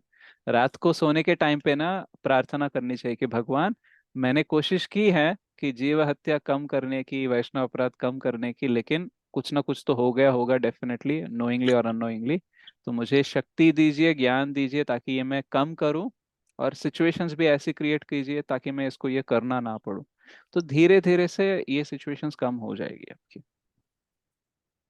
ओके। प्रभु जी, तो प्रयास और जी, इस प्रार्थना। मामले में तो भगवान ने सुनी है मेरी। दोनों हाँ, होनी चाहिए प्रभु जी। ఎప్పుడైనా प्रया ఇంట్లో బల్లులు వస్తే బల్లుల్ని పంపకూడదు ప్రభుజీ, బల్లులు నుంచితే బల్లులు బొద్దింకలను తింటాయి ప్రభుజీ. माता जी बोल रही है कि लिजर्ट्स जो होते हैं, तो वो रखेंगे तो वो कॉकरोचेस को खा जाते हैं। पता नहीं, मतलब ऐसे सबको रखोगे तो ये कॉकरोचेस बढ़ भी जाएंगे, लिजर्ट्स भी बढ़ भी जाएंगे, दोनों भी बढ़ेंगे फिर। Prabhu, if lizards fall in somewhere, we will go. हाँ, तो लिजर्ट्स भी अगर गिर जाएंगे हमारे यहाँ, तो कुछ नहीं है, किसी को नहीं रखना चाहिए। गलत व्यक्ति घर में है उसको भी बाहर निकालना चाहिए एक्चुअली। బల్లులు పడకుండా మూతలు పెట్టుకోవాలి జాగ్రత్తగా. ఒకటి రెండు బల్లులు ఉంటే ఏం కాదు. देखो, try to do some solution which is, मतलब ऐसा सॉल्यूशन निकालो जिससे सबका अच्छा हो। राइट। कृष्णा प्रभु जी, मेरे को यस, लीव करनी पड़ेगी, मेरी दूसरी क्लास शुरू होगी। यस, यस, आप लीव कर हरे लीजिए। कृष्णा प्रभु दो जी, मिनट हरे में मैं भी कृष्णा। क्लोज करूंगा या यस राजलक्ष्मी माता जी, आप कुछ बोल रहे थे? प्रभु जी प्रयास, प्रार्थना और क्या बोल रहे थे?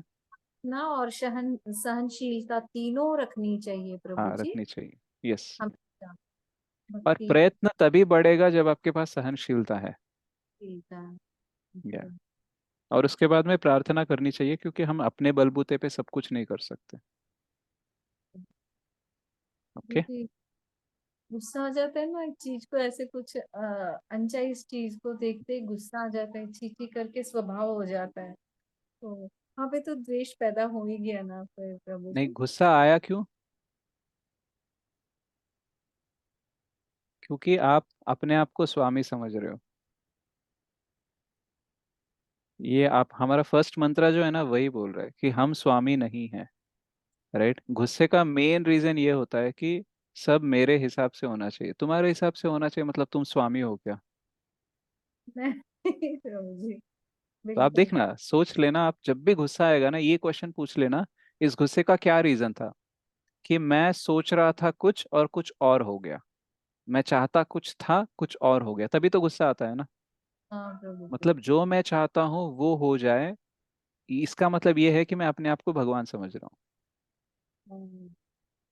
राइट। तो जब आपका दास भाव बढ़ेगा, तब आपको पता चलेगा कि इस जगत में ना बहुत सारी चीजें मेरे इच्छा के विपरीत ही हो सकती है।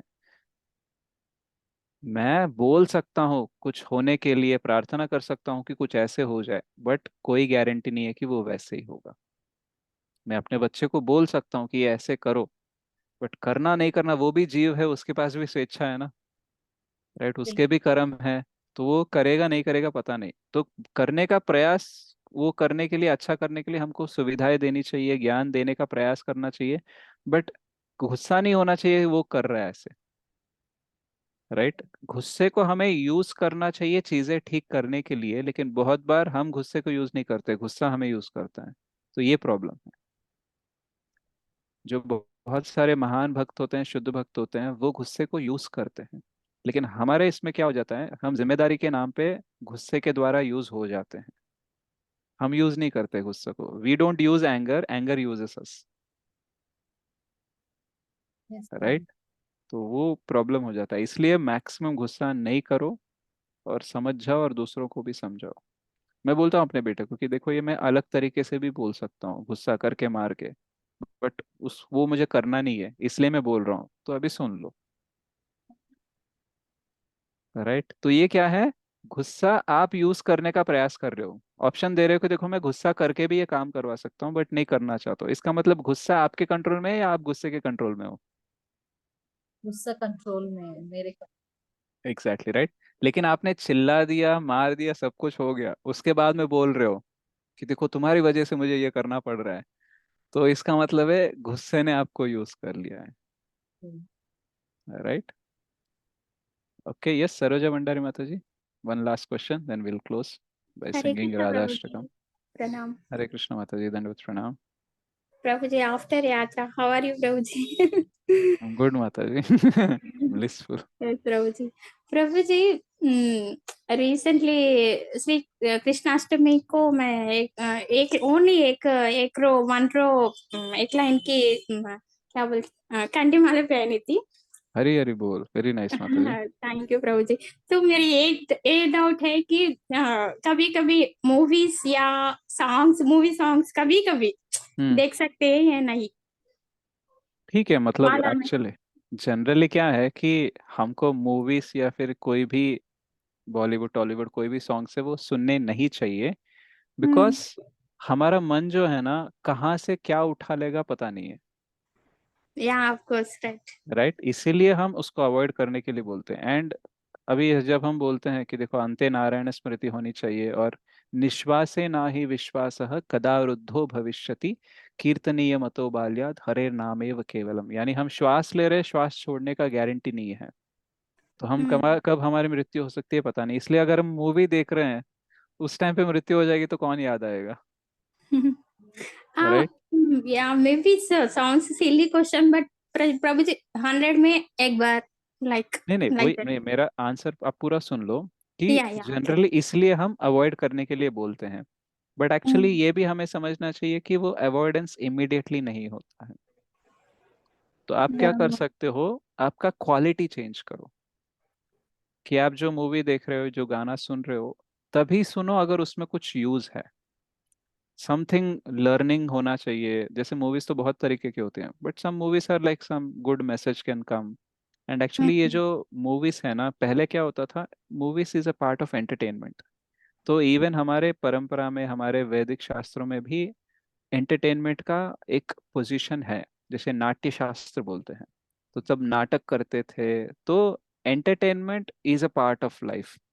तो नाउ हमको नाटक ज्यादा देखने को नहीं मिल रहे हैं, मूवीज ही ज्यादा मिल रहे हैं। और मूवीज से क्या प्रॉब्लम है कि गलत चीजें भी उसमें दिखा देते हैं, just to give a message, good message also, some bad things also will be shown in that, right. तो उससे क्या हो जाता है, हम मैसेज को छोड़ देते हैं, गलत चीजें हमारे इंप्रेशन आ सकते हैं। इसलिए try to watch movies which are like in the mode of goodness, सत्व गुण में है, उससे कुछ सीख सकते हो, राइट। Message oriented. या एंड गाने भी वही सुनो जो आप कृष्ण को रिलेट कर सको, राइट।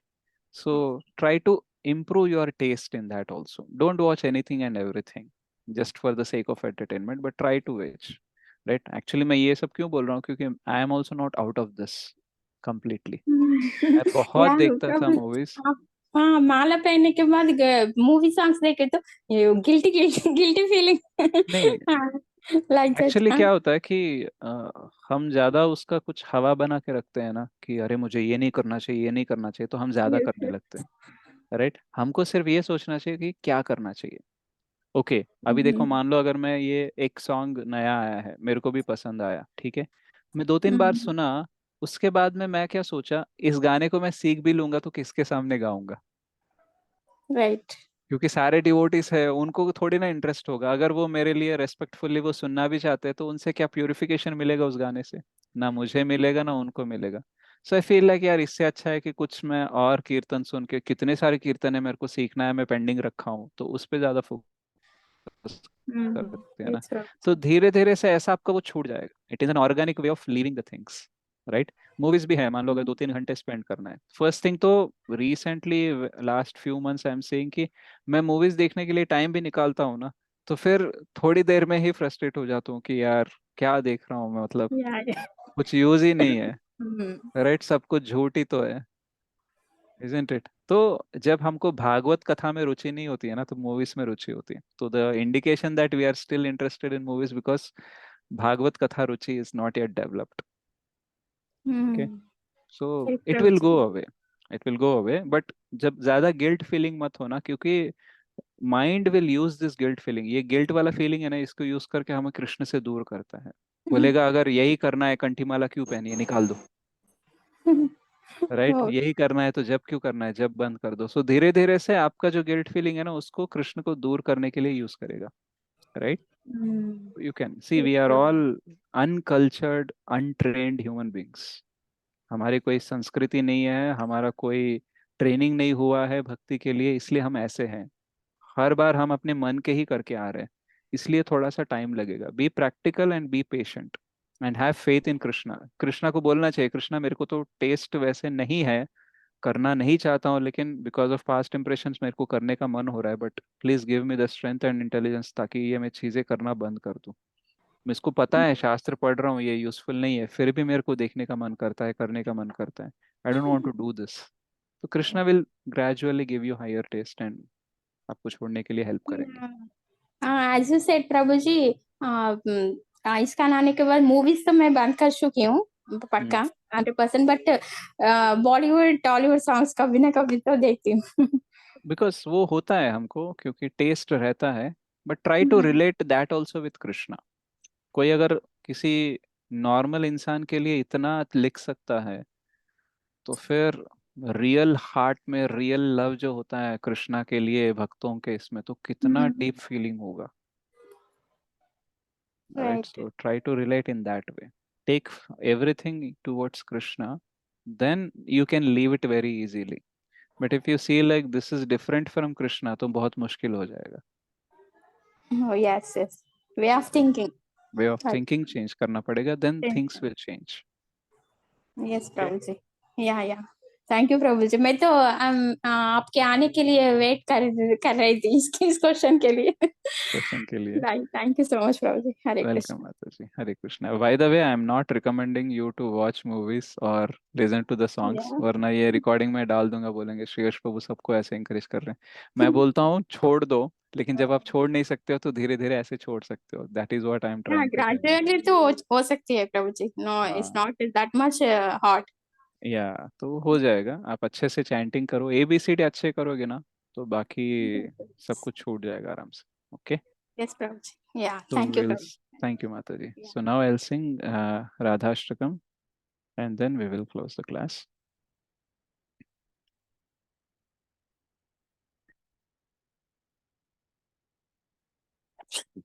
राधिकाष्टकम एक्चुअली। तो कल राधाष्टमी है। I'm thinking to take a class today evening on Radhashtami only. एक आई थिंक लास्ट ईयर एक मैंने क्लास किया था, वो अच्छा था, सेम रिपीट करने का सोच रहा था। सो उसका लिंक भी शेयर करता हूँ इवनिंग को 8 o'clock को, अगर आप ज्वाइन करना चाहते हो तो कर सकते हो। मुकुम करोति वाचालं पंगुम लंघयति गिरिं यत्कृपातमहं वन्दे श्रीगुरुं दीनतारिणं परमानन्दमाधवं Shri चैतन्येश्वरम्। Written by Srila Krishnadas Kaviraj Goswami. कुङ्कुमाक्त कञ्चनाब्ज गर्वहारि गौरभा पीतनाञ्चिताब्ज गन्ध कीर्तिनिन्दिसौरभा बल्लवेश सोनु सर्व वाञ्छितार्थ साधिका मह्यमात्मपादपद्म दास्य दास्तु राधिका कौरविन्दकान्तिनिन्दे चित्रपटशाटिका कृष्णमत्तभृङ्गकेले फुल्लपुष्पवाटिका कृष्णनित्यसङ्गमार्थ पद्मबन्धुराधिका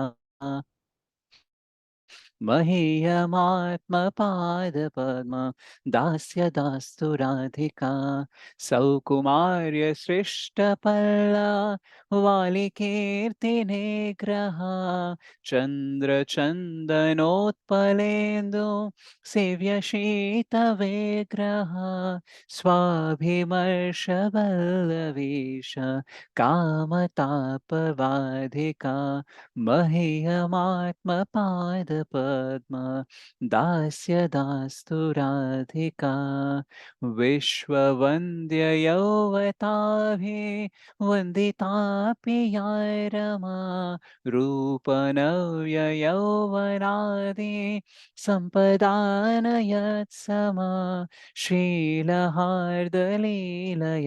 च सायतोऽस्ति नाधिका मह्यमात्मपादपद्म दास्य दास्तु राधिका रासलास्य गीतनर्मा सत्कलालिपण्डिता प्रेमरम्यरूपवेश सद्गुणालिमण्डिता विश्वनव्यगोपयोषित् आलितोऽपि याधिका मह्यमात्मपादपद्म दास्य दास्तु राधिका नित्यनव्यरूपकेले कृष्णभावसम्पदा कृष्णरागबन्धगोपा यवतेषु कम्पदा कृष्णरूपवेशकेलि लग्नसत्समाधिका मह्यमात्मपादपद्म दास्य दास्तु राधिका स्वेदकम्पकण्टकाशो गद्गदादिसञ्चिता मर्षहर्षवामतादि भावभूषणाञ्चिता कृष्णनेत्रतोषिरत्न मण्डनालिदाधिका मह्यमात्मपादपद्म दास्य दास्तु राधिका या क्षणार्ध कृष्ण प्रयोग संततोदिता नेकदैन्य चापलादे भववृन्दमोदिता यत्नलब्ध कृष्ण संग निर्गताखिलाधिका मह्यमात्मपादपद्म दास्य दास्तु राधिका अष्टकेन यस्त्वनेन नौति कृष्णवल्लभा दर्शनेऽपि शैलजादे योषिरालिदुर्लभा कृष्णसङ्गनन्दितात्मा दास्यसि दुभाजनम् तं करोति नन्दिताले सञ्चयाशु साजनं मह्यमात्मपादपद्मा दास्यदास्तु राधिका मह्यमात्मपादपद्मा दास्यदास्तु राधिका मह्यमात्मपादपद्मा दास्यदास्तु राधिका मह्यमात्मपादपद्मा दास्यदास्तु राधिका मह्यमात्मपादपद्मा दास्यदास्तु राधिका। श्री श्री राधिकाष्टकम की जय। श्री कृष्णदास कविराज गोस्वामी की जय। हरि बोल प्रभु जी, हरि बोल प्रभु जी। చాలా బాగా పాడారు Prabhu thank ji. You so much Prabhu ji. Hari बोल, thank you so much. Hari बोल Prabhu ji, thank you. Thank you చాలా so much, Mathis. చాలా భావయుక్తంగా పాడారు ప్రభుజీ, చాలా చాలా బాగా పాడారు Prabhuji. Hari Thank boll you, Mathis. Hari बोल प्रभु जी, दंडवत प्रणाम। Dandavut pranam. So Hari see you बोल all प्रभु next week. जी, दंडवत प्रणाम। Dandavut pranam. Thank you, Mataji. So if you are interested, मैं शेयर करूंगा रात के 8 बजे का क्लास आप अटेंड कीजिए एंड ये वाला क्लास हम अगले फ्राइडे कंटिन्यू करेंगे, hope so. Okay, thank you. वांछाकल्पतरुभ्यश्च कृपा सिंधुभ्यैव च पतितानां पावनेभ्यो वैष्णवेभ्यो नमो नमः। श्री श्री राधा मदन मोहन जी की जय। श्री श्री गौर निताई की जय। श्री श्री रमा समित सत्यनारायण स्वामी की जय। श्री श्री गांधीव की जय। श्री चैतन्य महाप्रभु की जय।